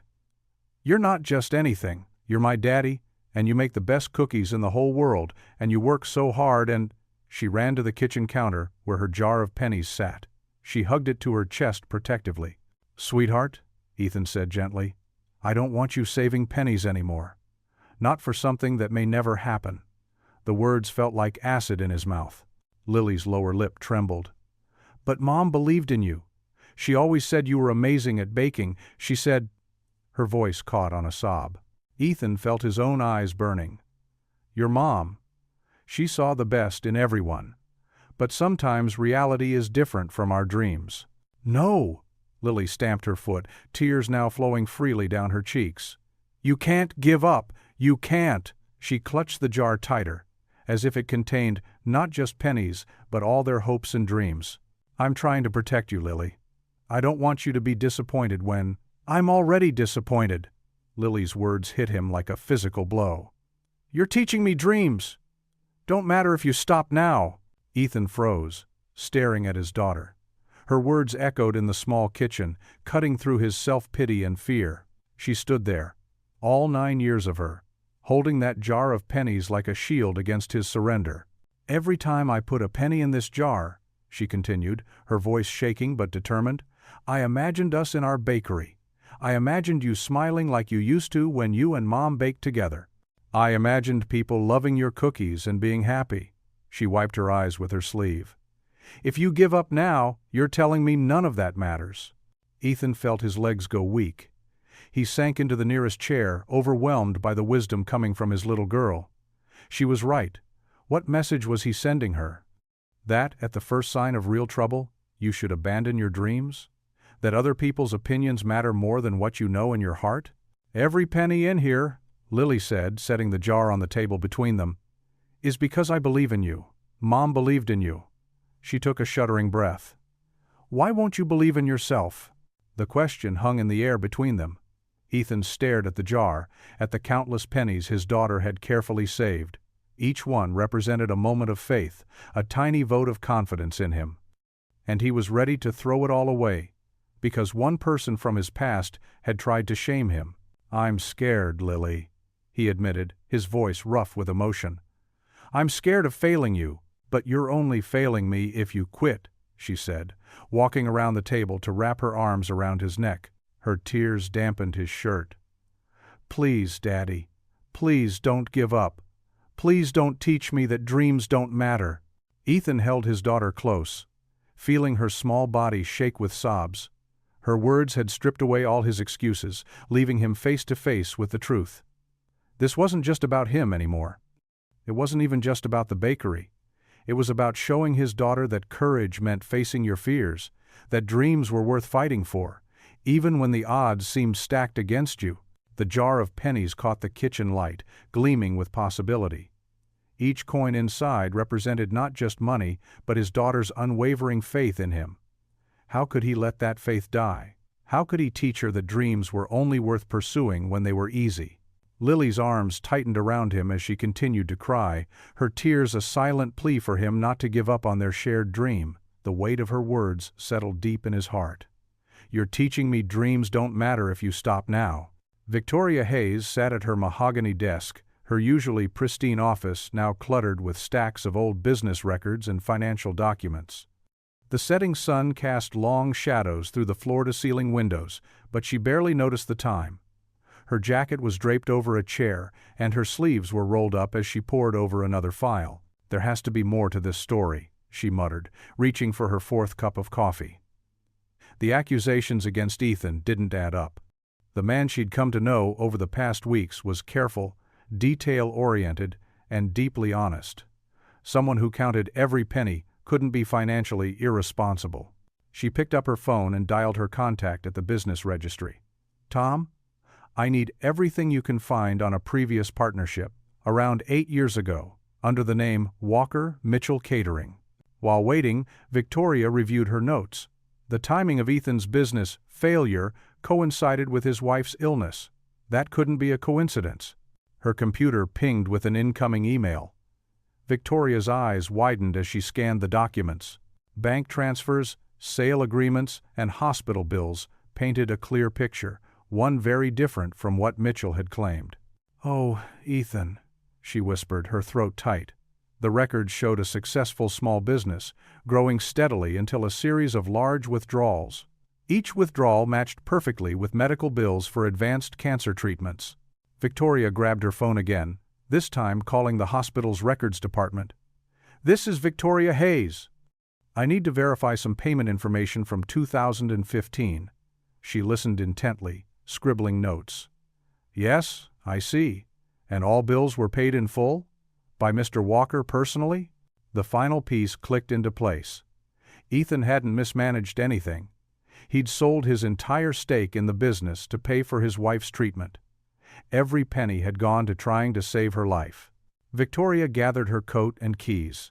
She had to see Ethan right away. She found him in the building's lobby, quietly mopping the floors, as he did every evening. The sight of him, this man who had sacrificed everything for love, made her heart ache. "Ethan," she called softly. He looked up, his eyes tired but polite. "Evening, Miss Hayes. I know the truth about what happened with the business." Ethan's mop stilled. He gripped the handle tighter, not meeting her eyes. "Why didn't you tell anyone?" Victoria asked, stepping closer. "About selling your share for the medical bills?" "It wasn't anyone's business," he said quietly, "and it doesn't change anything. I still failed." "Failed?" Victoria's voice rose slightly. "Ethan, you chose your wife over profit. You sacrificed your dream to try to save her life. That's not failure, that's love in its purest form." Ethan's shoulders trembled slightly. He leaned the mop against the wall, finally looking at her. "I couldn't save her," he whispered. "All that money, and I still couldn't save her." Victoria touched his arm gently. "But you gave her every chance possible. You fought for her until the end. That's not something to be ashamed of." Ethan sank onto a nearby bench, his hands clasped tightly. "Mitchell, my old partner. He warned me I was throwing everything away, said I was being foolish, that the business was just starting to grow. And, what did you tell him?" "I told him my wife was worth more than any business." A tear rolled down Ethan's cheek. "I'd do it again every time." Victoria sat beside him, pulling out the documents she'd gathered. "Look at these records, Ethan. Every withdrawal, every payment, it tells a story of dedication, not irresponsibility. You didn't fail your business. You succeeded at being a husband who would move heaven and earth for his wife." Ethan stared at the papers, his hands shaking slightly as he turned the pages. "I never kept track of it all. There was so much happening, so fast. The treatments, the specialists." "The board needs to know this," Victoria said firmly. "They need to understand who you really are." Ethan shook his head. "I don't want pity." "This isn't about pity," Victoria insisted. "It's about character. About showing them that success isn't just measured in dollars and cents. Sometimes it's measured in love and sacrifice." She stood up, gathering the documents. "Let me present this to the board, Ethan. Let me show them the man I've come to know. Someone who deserves this chance not despite his past, but because of it." Ethan was quiet for a long moment, looking at his reflection in the freshly mopped floor. Finally, he nodded slowly. "Lily's been so brave through all of this," he said softly. "Maybe it's time I was brave too." Victoria smiled warmly. "The board meets tomorrow morning. Will you trust me to tell your story?" "Yes," Ethan replied, his voice stronger now. "Yes, I think I will." He stood up, picking up his mop again.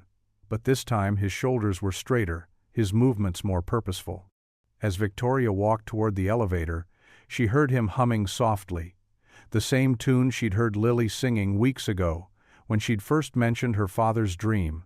Victoria stood before the board members in the dimly lit conference room, her usual polished demeanor replaced by fierce determination. Spread across the massive oak table were dozens of documents, old bank statements, business records, and medical bills she'd spent days gathering. "Ladies and gentlemen of the board," she began, her voice steady and clear, "I've called this emergency meeting because we've made a grave error in judgment." Richard, the most vocal skeptic on the board, leaned back in his leather chair with crossed arms. "Ms. Hayes, we've already discussed the Walker situation. His past business failure was not a failure at all," Victoria interrupted, picking up a stack of papers. "What we're looking at is a deliberate sacrifice made by a man who chose family over fortune." She began distributing copies of the documents to each board member. The fluorescent lights hummed overhead as the board members started examining the evidence.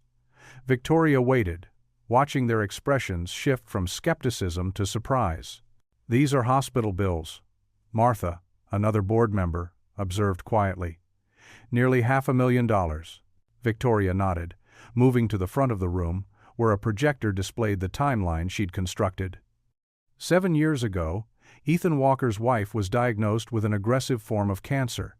Their insurance covered only a portion of the experimental treatment that might have saved her life. She clicked to the next slide, showing business documents from that period.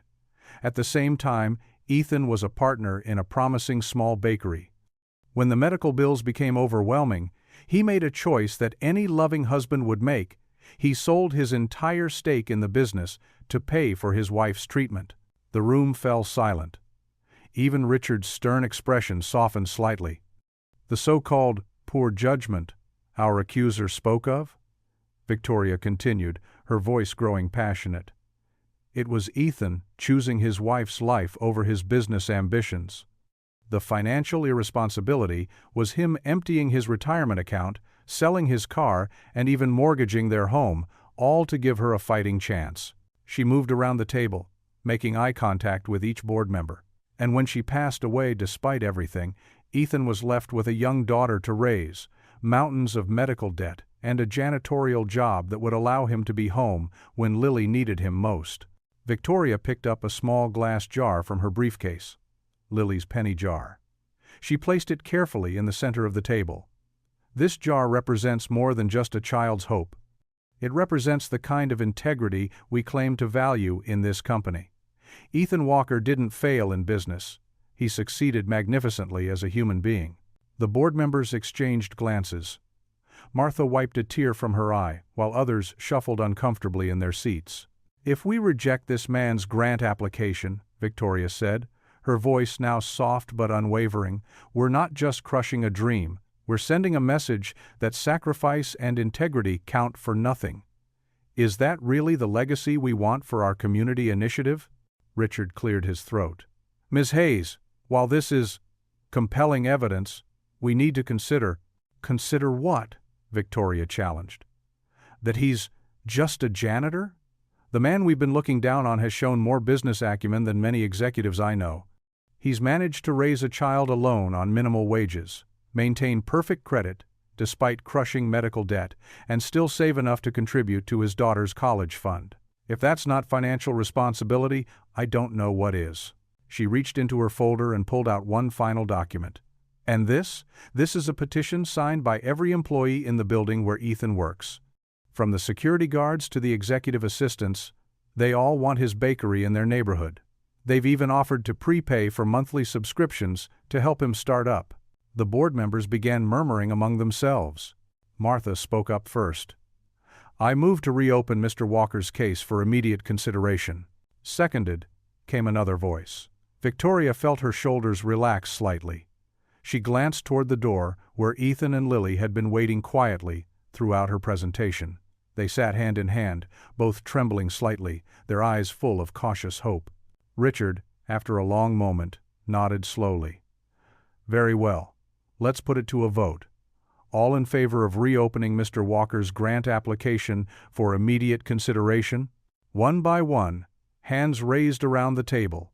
Even Richard's went up, though he tried to maintain his stern expression. "It's unanimous," Victoria announced, allowing herself a small smile. She turned to where Ethan and Lily sat. Lily's small hand was squeezing her father's tightly, both of them barely breathing as they waited for what would come next. The board secretary began gathering the voting papers for the official record. Victoria watched as Ethan pulled Lily close, pressing a kiss to the top of her head. Their dream wasn't secure yet, but for the first time since the accusations, there was real hope in their eyes. Martha gathered the documents Victoria had distributed, tapping them into a neat pile. "We'll need to review all of this thoroughly, of course," she said, but her tone was warm. "Mr. Walker, would you and your daughter be willing to return tomorrow morning for a proper hearing?" Ethan nodded, his voice thick with emotion. "Yes, ma'am. We'll be here." Victoria watched as father and daughter held each other, their hands still clasped together, both shaking slightly with the weight of possibility before them. The penny jar caught the late afternoon sun, casting small golden reflections across the conference room walls, a fitting symbol for the hope that had been restored. The boardroom felt different this morning. Sunlight streamed through tall windows, casting long shadows across the polished conference table. Ethan Walker stood at its head, his janitor's uniform freshly pressed, his daughter Lily's small hand wrapped tightly in his. Victoria Hayes sat at the far end, a stack of documents before her. She'd spent the past week uncovering the truth about Ethan's past, and now her usual CEO confidence had been replaced by something gentler: hope. Richard Thompson, the board member who'd been most vocal against Ethan's proposal, shifted uncomfortably in his leather chair. The other 11 members sat in silence, their expressions unreadable. "Mr. Walker," the chairwoman said, her voice kind but formal, "we've reviewed the new information Ms. Hayes has provided, but before we make our final decision, we'd like to hear from you one last time." Ethan looked down at Lily, who squeezed his hand and nodded. He took a deep breath, remembering all those nights, mopping these very floors, dreaming of something more. "When I first came before you," he began, his voice quiet but steady, "I thought I needed to prove I could be something other than a janitor. I spent hours learning big words and business terms, trying to sound like someone else." He paused, running his free hand along the smooth table edge. "But that's not who I am." Richard Thompson leaned forward slightly, his brow furrowed.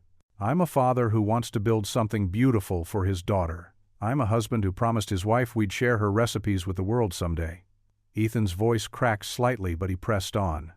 "And yes, I'm a janitor who knows the value of honest work and showing up every day, even when things are hard."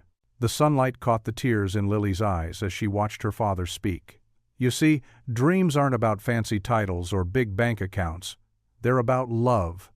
The kind that makes you sacrifice everything for someone else's medical bills without a second thought. They're about perseverance, getting up at dawn to mop floors, then staying up late to help your daughter with homework." Victoria nodded slowly, a small smile playing at her lips. "My wife used to say that a good loaf of bread is like life itself. It needs time, patience, and someone who cares enough to see it through. That's what I'm asking for today. Not because I'm special, but because I believe every person who walks through these doors, whether they're wearing a suit or pushing a mop, deserves a chance to prove their worth." Richard Thompson removed his glasses, wiping them slowly with his handkerchief. His hands trembled slightly. "The truth is," Ethan continued, looking each board member in the eye, "I'm proud to be a janitor. It taught me that no honest work is beneath anyone. It showed me that sometimes the most important things happen in the quiet moments when nobody's watching. Just like baking, it's not about the spotlight. It's about creating something that brings comfort and joy to others." Lily stepped forward then, reaching into her pocket. She pulled out the small glass jar, now nearly full of pennies, and placed it carefully on the conference table. "Every penny in here," Ethan said, his voice thick with emotion, "represents my daughter's belief that dreams matter, that it's never too late to try again, that love and hard work can overcome any obstacle." Richard Thompson cleared his throat. "Mr. Walker," he said, his voice unusually gentle, "I owe you an apology. I saw the uniform, not the man. I saw risk, not courage." He turned to face his fellow board members. "I move that we approve the grant immediately." The chairwoman dabbed at her eyes with a tissue. "All in favor?" 12 hands rose without hesitation. "The motion passes unanimously," she announced, her voice warm. "Congratulations, Mr. Walker. Your bakery grant is approved." Lily launched herself into her father's arms with a cry of joy. Ethan lifted her up, holding her close as tears streamed down both their faces. The penny jar caught the sunlight, gleaming like hope itself. Victoria stood, clapping, and soon the entire board joined in. Even Richard Thompson was on his feet, applauding with genuine enthusiasm. Through his tears, Ethan whispered into his daughter's hair, "We did it, sweetheart. We really did it." Lily hugged him tighter, her small body shaking with happy sobs. The morning sun filled the boardroom with golden light, transforming the formal space into something magical. In that moment, it wasn't just a victory for one janitor and his daughter. It was a reminder that dreams, like bread, rise best when given warmth, time, and most importantly, love. The April morning brought a gentle breeze as Ethan and Lily stood before the empty storefront on Mason Street. The red brick building had character, with large display windows that needed a good cleaning and a faded blue awning that had seen better days. But to Ethan, it was beautiful. "This is it?" Lily bounced on her toes, her dark pigtails swinging with excitement. She pressed her face against the dusty glass, cupping her hands around her eyes to peer inside. Sarah Chen, their realtor, fumbled with a set of keys. "It's been vacant for about 8 months, she explained, finally finding the right key. "Used to be a bookstore before they moved to the mall." The door creaked open, and Lily darted inside before Ethan could stop her. Her footsteps echoed in the empty space, stirring up tiny dust motes that danced in the streams of sunlight coming through the windows. "Careful, sweetheart," Ethan called out. But he couldn't help smiling at her enthusiasm. The main room was bigger than he'd expected, about 200 square feet of potential. The walls were painted a tired beige, and the linoleum flooring had seen better days, but Ethan's mind was already racing with possibilities. "Look, Daddy!" Lily ran to a corner near one of the front windows. "This is where I'll do my homework. I can watch people walk by while I study." Ethan walked over and ruffled her hair. "That sounds perfect, kiddo." Sarah led them through the space, pointing out features. The previous owners left the built-in shelving, which could work well for displaying your baked goods. The electrical was updated 2 years ago, and the plumbing is in good shape. They moved toward the back, where a swinging door opened into what would become the kitchen. Ethan's heart quickened as he took in the commercial-grade sink, the space where ovens would go, the prep areas waiting to be filled with flour and sugar and possibility. "The hood ventilation system passes all current codes," Sarah continued, but Ethan was barely listening. In his mind, he could already smell fresh bread rising, hear the timer's cheerful ding, feel the warmth of ovens working their magic. "Can we paint the walls, Daddy?" Lily's voice brought him back to the present. "Maybe yellow? Like sunshine?" "We sure can, sweetheart." Ethan ran his hand along a countertop, wiping away dust. "What do you think your mom would have chosen?" Lily's face lit up. "Pink! No, wait, light blue, like her favorite coffee mug." The mention of Claire, as always, brought a bittersweet ache to Ethan's chest. But here, in this space that held so much promise, the pain felt different, more like a gentle reminder than a sharp stab.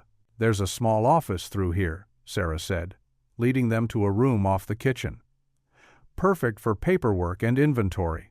The office was tiny but had a window that looked out onto a small courtyard. Lily immediately claimed this space too.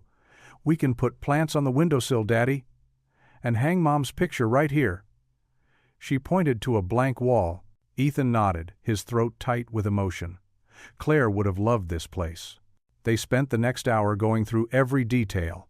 Sarah showed them the storage room, explained about the heating and cooling systems, and discussed the terms of the lease.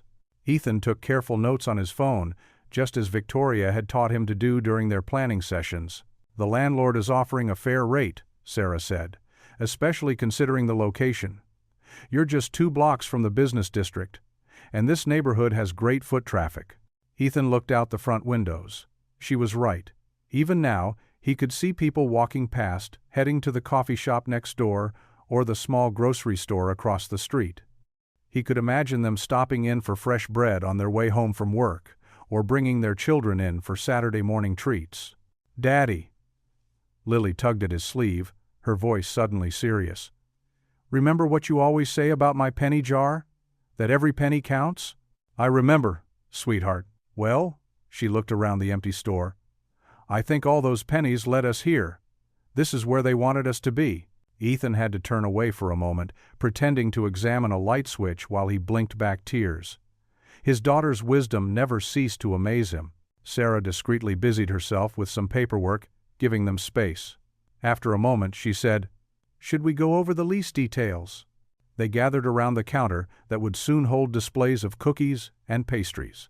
Sarah spread out the documents, explaining each section carefully. Ethan asked questions about utilities, maintenance responsibilities, and the security deposit, all things Victoria had advised him to clarify. "And here's where you'll sign," Sarah pointed to several marked lines. "Once you do, the space is yours." Ethan took the pen she offered, its weight suddenly seeming significant. He thought about all the hours he'd spent mopping floors, all the nights he'd stayed up studying business plans, all the pennies Lily had saved. He thought about Claire, and how she'd always believed in him, even when he'd stopped believing in himself. He signed his name with steady hands. "Congratulations, Mr. Walker." Sarah smiled, sliding a key off her ring. "You're officially a tenant." Ethan looked at the key. Simple, brass, ordinary. But it represented everything he and Lily had been working toward. Everything Claire had dreamed of for them. He turned to Lily, who was watching with shining eyes. Kneeling down to her level, he pressed the key into her small palm, closing her fingers around it. "This is for us," he said softly. The early morning sun streamed through the dusty windows of the empty storefront as Ethan unlocked the front door.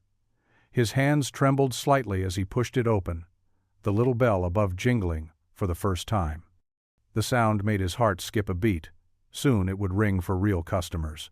Victoria stood beside him, clipboard in hand, surrounded by a small crowd of familiar faces from the neighborhood. Mrs. Chen, from the flower shop next door, Mr. Rodriguez, who ran the hardware store down the street, and even some of the cleaning staff from the office building had shown up to help. "All right, everyone," Victoria announced, her usual business attire replaced with jeans and a paint-stained t-shirt. "We've got walls to paint, shelves to mount, and equipment to install. Let's make this place shine." Lily darted inside first, her ponytail bouncing as she ran to what she had already claimed as her homework corner. "This is going to be the prettiest bakery ever," she declared, spinning around with her arms spread wide. The volunteers spread out across the space, armed with paintbrushes, rollers, and determination. Ethan had chosen a warm cream color for the walls, something that would make the space feel cozy and inviting. Mrs. Chen carefully taped off the trim while Mr. Rodriguez measured the walls for the shelving units. "Remember when you used to help me clean those office floors?" James, one of Ethan's former co-workers, said as he poured paint into trays. "Now look at you. About to be the boss of your own place." Ethan smiled, remembering those long nights pushing a mop across endless corridors. "Still can't believe it sometimes," he admitted, picking up a roller. The morning progressed with the steady swish of paint rollers and the cheerful chatter of helpers. Someone had brought an old radio, and classic rock played softly in the background. The smell of fresh paint filled the air, mixing with the aroma of coffee from the thermos Victoria had brought. Around noon, Mrs. Martinez from the deli appeared with a stack of sandwiches. "Can't work on empty stomachs," she insisted, setting them up on a folding table. Everyone gathered around, their hands and clothes speckled with paint, sharing stories and laughing. My mother always said a business built with love will prosper, Mrs. Chen said, passing napkins around. And this place? It's being built with more love than any I've seen. After lunch, the real heavy lifting began. The industrial ovens arrived on a delivery truck, gleaming stainless steel monsters that would soon produce the breads and pastries Ethan had dreamed of making.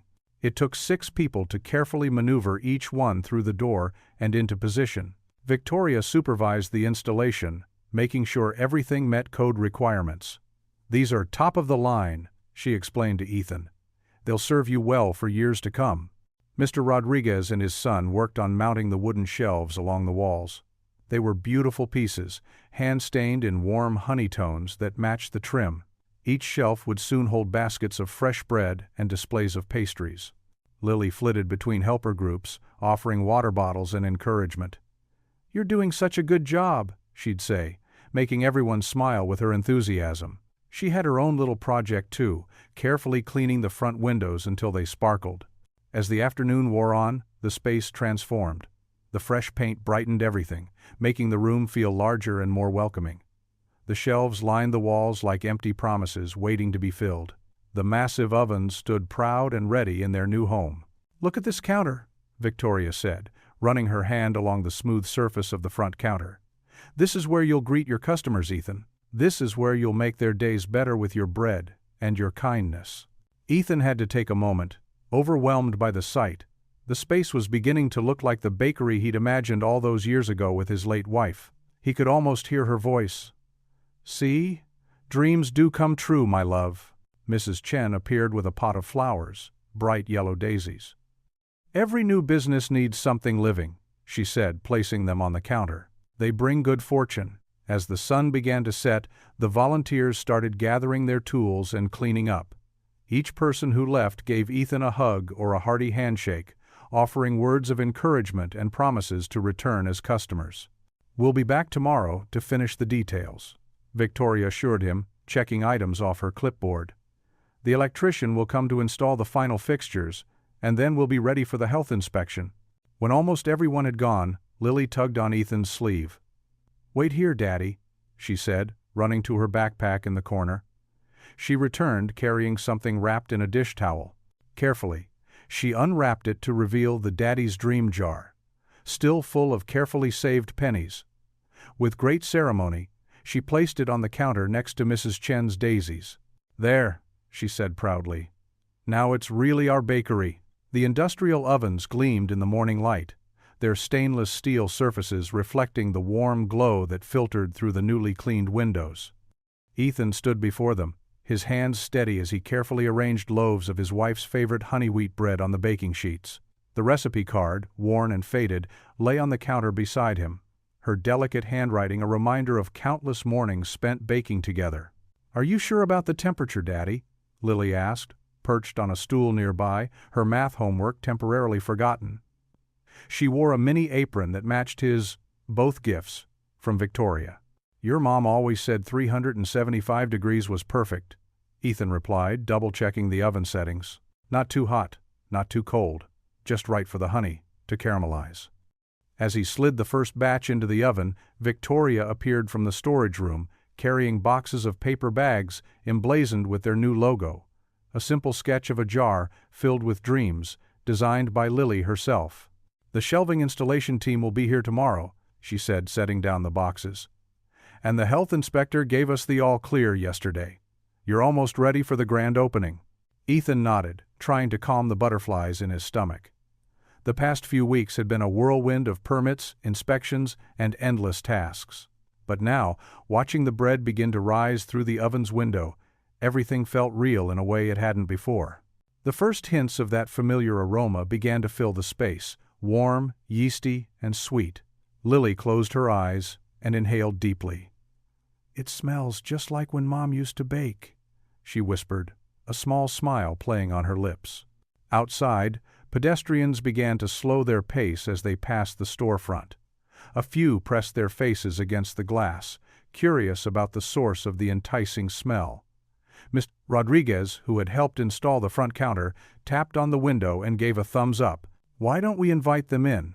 Victoria suggested, noting Ethan's nervous glance at the growing crowd. A little impromptu taste testing never hurt anyone. Before Ethan could protest, Lily had already bounced to the door and flipped the closed sign to open, even though they weren't officially launching for another week. The timer chimed, and Ethan pulled out the first batch of perfectly golden loaves. The scent of fresh bread now poured onto the street like an invisible welcome mat. One by one, curious neighbors began to drift in. "Is this really the place that Janitor's opening?"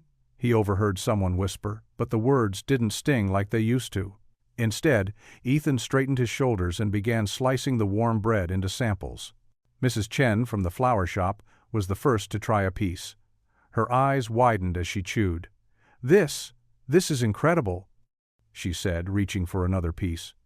"It reminds me of the bread my grandmother used to make in Taiwan. Not the same recipe, but that same love in every bite." A construction worker, still in his safety vest, took a sample next. "Man, this takes me back," he said, brushing crumbs from his beard. "My ma used to bake bread every Sunday. Haven't had anything like this since she passed." More people filtered in, drawn by the aroma and the growing buzz of conversation. Ethan kept baking, pulling batch after batch from the ovens: sourdough, cinnamon raisin, classic white. Each loaf seemed to unlock a different memory for someone in the crowd. Lily flitted between groups, proudly telling anyone who would listen about her penny jar and how it had started everything. Victoria quietly took notes on people's reactions. But Ethan could see she was touched by the way the impromptu gathering had taken on a life of its own. An elderly man in a worn jacket shuffled in, looking uncertain. "I don't have money to buy anything," he admitted softly to Ethan. "I just wanted to smell it. Reminds me of better days." Ethan wrapped up the largest piece of honey wheat bread he could find. "It's all free today," he said, pressing it into the man's weathered hands. "Besides, good bread should be shared." The man's eyes welled up as he clutched the wrapped bread. "You're a good man, Mr. Walker. This neighborhood needs a place like this." As the afternoon wore on, Ethan noticed something remarkable happening. People who had entered as strangers were leaving as friends. Mrs. Chen was exchanging numbers with a young mother who needed wedding flowers. Mr. Rodriguez was giving advice about kitchen renovations to a couple who had just moved to the area. The construction worker was offering to help the elderly man fix his leaky roof. The penny jar sat on the counter, catching the late afternoon sun. Someone had started dropping coins into it, not for Ethan's dream anymore, but for loaves to be given to those who couldn't afford them. "Bread forward," Lily had dubbed it, beaming with pride. Watching all of this, Ethan felt something shift in his heart. This wasn't just about him anymore, or even just about keeping his promise to his late wife. Somehow, without him realizing it, his little bakery had become something more. It wasn't just his dream taking shape in this space. It was becoming a piece of everyone's story, a place where memories lived and new connections formed. Victoria sidled up beside him as he pulled the last batch of bread from the ovens. "You see it now, don't you?" she asked quietly. "This is what community really means. It's not just about selling bread." Ethan nodded, words caught in his throat as he watched Lily teaching a group of neighborhood kids how to fold paper airplanes at her homework corner. The walls weren't even fully painted yet, the shelves weren't installed, and the sign outside was still covered. But somehow, the bakery already felt alive with possibility. The space smelled of fresh bread and new beginnings, of old memories and fresh hope. Every person who had walked through the door today had left a piece of themselves behind, weaving their story into the fabric of this place. They weren't just customers sampling free bread. They were becoming part of something bigger: their dream, their bakery, their community. The morning sun painted golden streaks across the freshly cleaned windows of the bakery.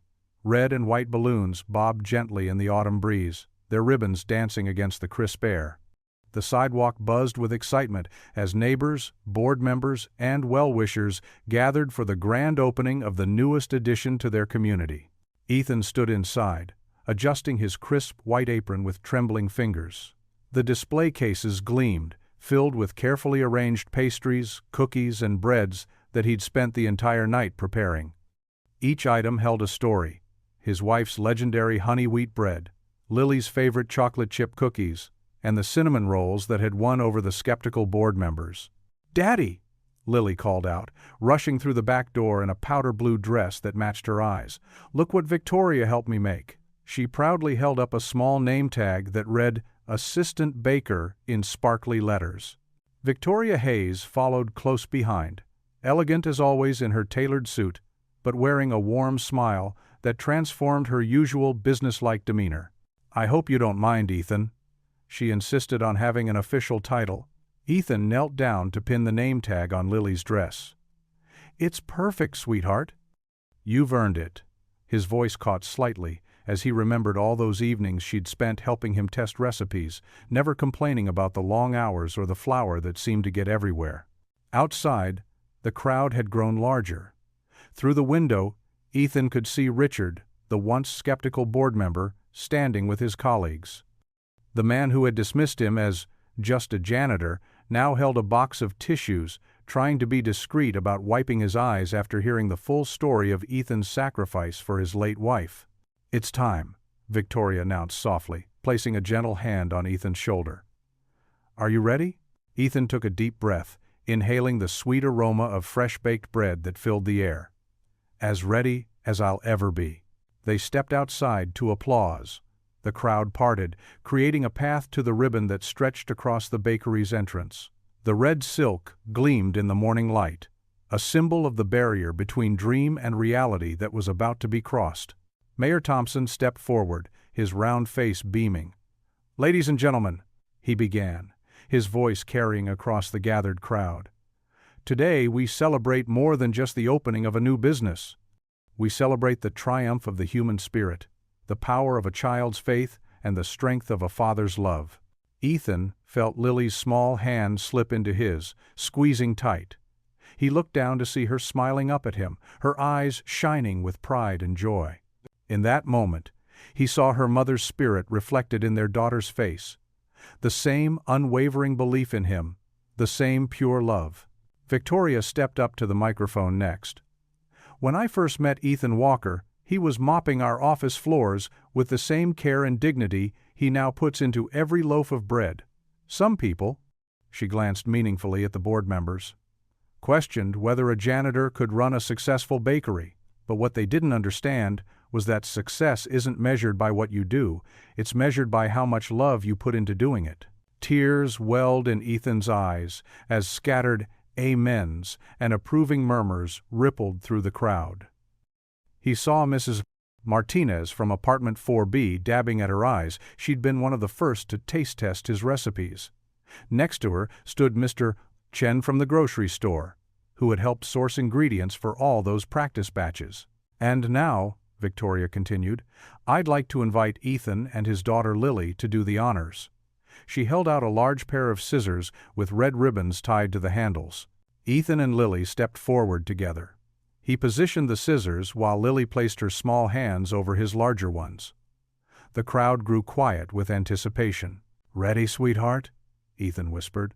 Lily nodded, her face serious with concentration. "Ready, Daddy." Together, they squeezed the scissors closed. The ribbon parted with a satisfying snick, its ends floating gracefully to the ground as applause erupted from the crowd. Cheers and whistles filled the air, but Ethan's attention was drawn upward, to the sign that had been covered until this moment. The canvas fell away, revealing elegant lettering in warm golden tones. "Lily's Dream Bakery." Below it, in smaller script, "Where dreams rise daily." The applause grew louder, but Ethan could barely hear it over the pounding of his heart. His vision blurred as tears filled his eyes, thinking of how far they'd come from that first jar of pennies. He felt Lily's arms wrap around his waist in a tight hug, and he placed his hand on her head, grateful for her strength when his own had faltered.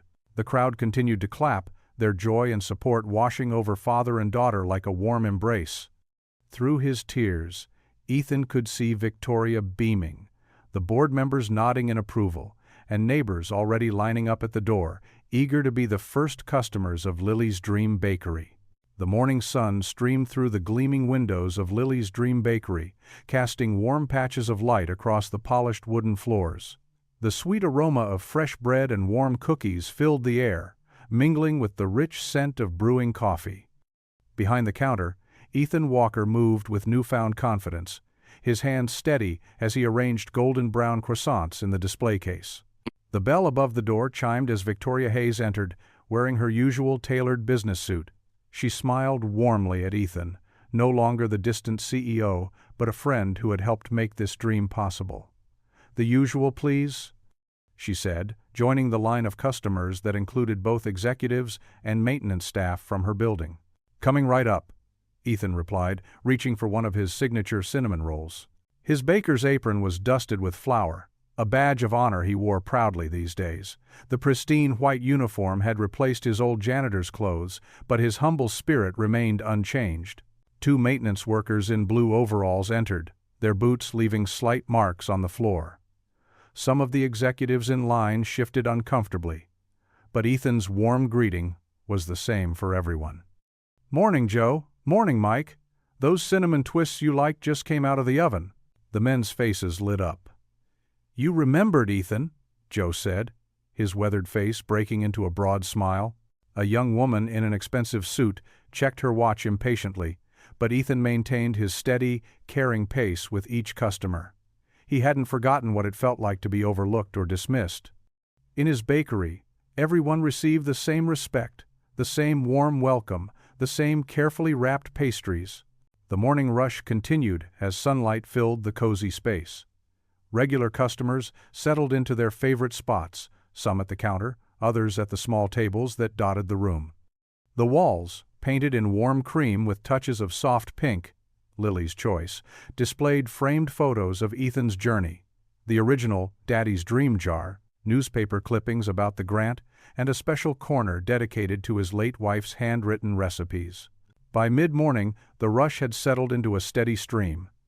Ethan moved between the kitchen and the front counter, checking on fresh batches while greeting customers.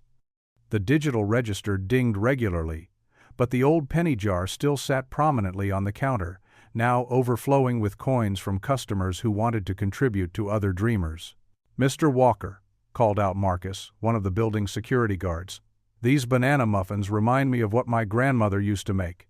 He sat at the counter in his uniform, savoring each bite during his break. "That's the highest compliment I could get," Ethan replied, his eyes crinkling with genuine pleasure. He'd learned that every customer had a story, a memory connected to food, and he treasured these shared moments. The afternoon lull brought a different kind of warmth to the bakery. Regulars lingered over coffee, laptop workers settled in with their pastries, and the rhythm shifted to something slower but equally pleasant. The sunshine through the windows highlighted the specks of flour floating in the air like tiny stars. A group of janitorial staff from the office building came in, still in their work clothes. Ethan greeted them by name, remembering their usual orders. "Hey, Sarah! The sourdough you asked about is ready. And Tom, I saved you some of those chocolate chip cookies your kids love." Some of the cafe's more affluent patrons glanced up from their laptops, but Ethan's easy manner set the tone. Soon, conversations flowed naturally between tables, barriers of status forgotten over shared appreciation of good bread and warm hospitality. Victoria, returning for an afternoon coffee, observed the scene with satisfaction. She watched as Ethan handled each interaction with grace, whether it was explaining the day's specials to a CEO or sharing maintenance tips with his former colleagues. The bakery had become more than just a business, it was a place where dignity truly had no uniform. The bell chimed again as school let out, and Lily bounced in, her backpack full of books and her face bright with excitement. She made her way behind the counter to give her father a quick hug, careful not to bump into the trays of cooling pastries. "How was school, sweetheart?" Ethan asked, pausing to tuck a loose strand of hair behind her ear. "Great. We're learning about entrepreneurs in social studies," Lily announced proudly, earning chuckles from the regular customers who knew their story. Ethan smiled, remembering how this all started with her belief and a jar of pennies. "Go on and get settled at your table," he said, already reaching for her favorite after-school snack. "I'll bring you a cookie in a minute." Lily skipped to her special corner, a small table by the window with a reserved for homework sign she'd made herself. The afternoon sun warmed the spot perfectly, and she could see everyone who came and went while still being close enough to watch her father work. She pulled out her books and pencils, arranging them carefully on the table. The familiar sounds of the bakery surrounded her, the whir of the coffee grinder, the gentle conversations, the ding of the oven timer, and her father's voice greeting each customer like an old friend. Ethan brought over a freshly baked chocolate chip cookie, still slightly warm, and placed it on a small plate beside her textbooks. Lily looked up at him, her eyes shining with pride and love. Taking a small bite of the cookie, she smiled, knowing that their dream had become even better than they'd imagined. The afternoon sun continued to stream through the windows, casting a warm glow over the bakery's happy bustle. Lily bent over her homework, occasionally glancing up to watch her father work, her heart full of contentment as she nibbled on her cookie. The evening light painted golden streaks across the bakery's wooden floors as Ethan Walker wiped down the last table. The "closed" sign swayed gently on the door, and the day's final customers had left with paper bags full of fresh bread and pastries. The quiet felt peaceful after the bustling day of serving both executives in pressed suits and workers in coveralls. Lily sat by the window, her math homework spread across her favorite corner table. Her pencil tapped thoughtfully against her chin as she worked through multiplication problems. The same table where, just months ago, they had sketched their dreams on scraps of paper. "All done with your homework, sweetheart?" Ethan asked, hanging his apron on the hook behind the counter. Lily nodded, closing her textbook. "Can we have hot chocolate before we go home, please?" Ethan smiled, already reaching for 2 mugs. "With extra marshmallows?" "Always extra marshmallows," Lily giggled, gathering her books into her backpack. While the milk warmed on the stovetop, Ethan's eyes wandered to the penny jar that still sat proudly on the counter. The glass was cleaner now, but it was the same jar Lily had presented to him all those months ago. Inside, a few new pennies glinted alongside the old ones. Customers sometimes dropped their spare change in after hearing their story. "Remember when you first gave me this jar?" Ethan asked, carefully stirring the hot chocolate. Lily bounced over to the counter, her eyes bright. "Of course. I was so scared you'd think it was silly." "Silly?" Ethan shook his head, adding a generous handful of marshmallows to each mug. "It was the bravest thing anyone's ever done for me." They settled into the window seats, watching the street lamps flicker to life outside. The evening air was growing cooler, and the bakery's warmth wrapped around them like a comfortable blanket. "I used to save my lunch money," Lily said, blowing on her hot chocolate. "And Mrs. Martinez from next door gave me a quarter every time I helped water her plants." Ethan's throat tightened with emotion. "You never told me about Mrs. Martinez."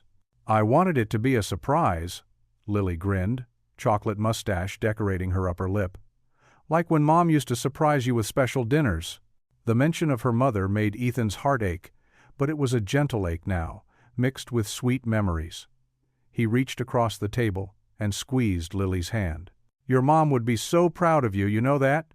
She always said you had her determination, and your stubbornness," Lily added with a cheeky smile. Ethan laughed, remembering Victoria's words about his persistence. That stubbornness came in handy, didn't it? They sat in comfortable silence for a moment, sipping their hot chocolate.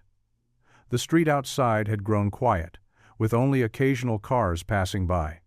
Through the window, Ethan could see the bakery's sign reflected in the darkening glass.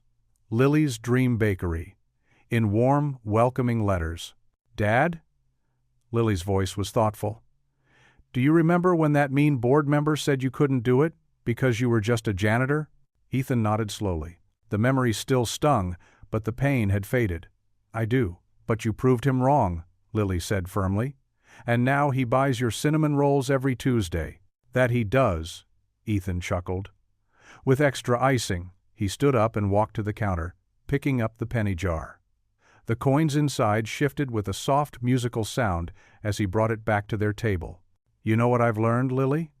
He set the jar between them, where it caught the last rays of sunset. "Dreams are like bread dough. They need time to rise, and sometimes they fall flat, but that doesn't mean they're ruined." Lily leaned forward, interested. "Like when we had to remake the sourdough 3 times before it was right?" Exactly like that. Ethan smiled at her understanding. I thought my dream was over when your mom got sick, when I had to sell everything to take care of her. I thought I'd lost my chance. But you didn't, Lily said softly. No, I didn't, because someone very special showed me that dreams don't expire. He tapped the jar gently. They just take longer to bake. Lily beamed at him, her face glowing with pride and love. Outside, the street lamps cast warm pools of light on the sidewalk, and the bakery's interior had grown dim and cozy. But Ethan had never felt more clearly about anything.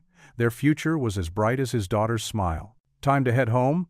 He asked, standing to gather their mugs. Can we leave the jar here tonight? Lily asked. It looks pretty in the window. Ethan nodded, leaving the jar where it sat. Tomorrow, it would catch the morning sun and remind their first customers that dreams could start with something as simple as a child's pennies and a father's love. He dimmed the bakery lights, but the warm glow of their achievement, their shared dream come true, lit their way home. What would you do if you were in their place? Comment your answer below, and let's see how you'd rewrite the ending. If you enjoyed the story of Ethan Walker, I handpicked the next story that you will enjoy. Please don't miss this one. Click here to watch it.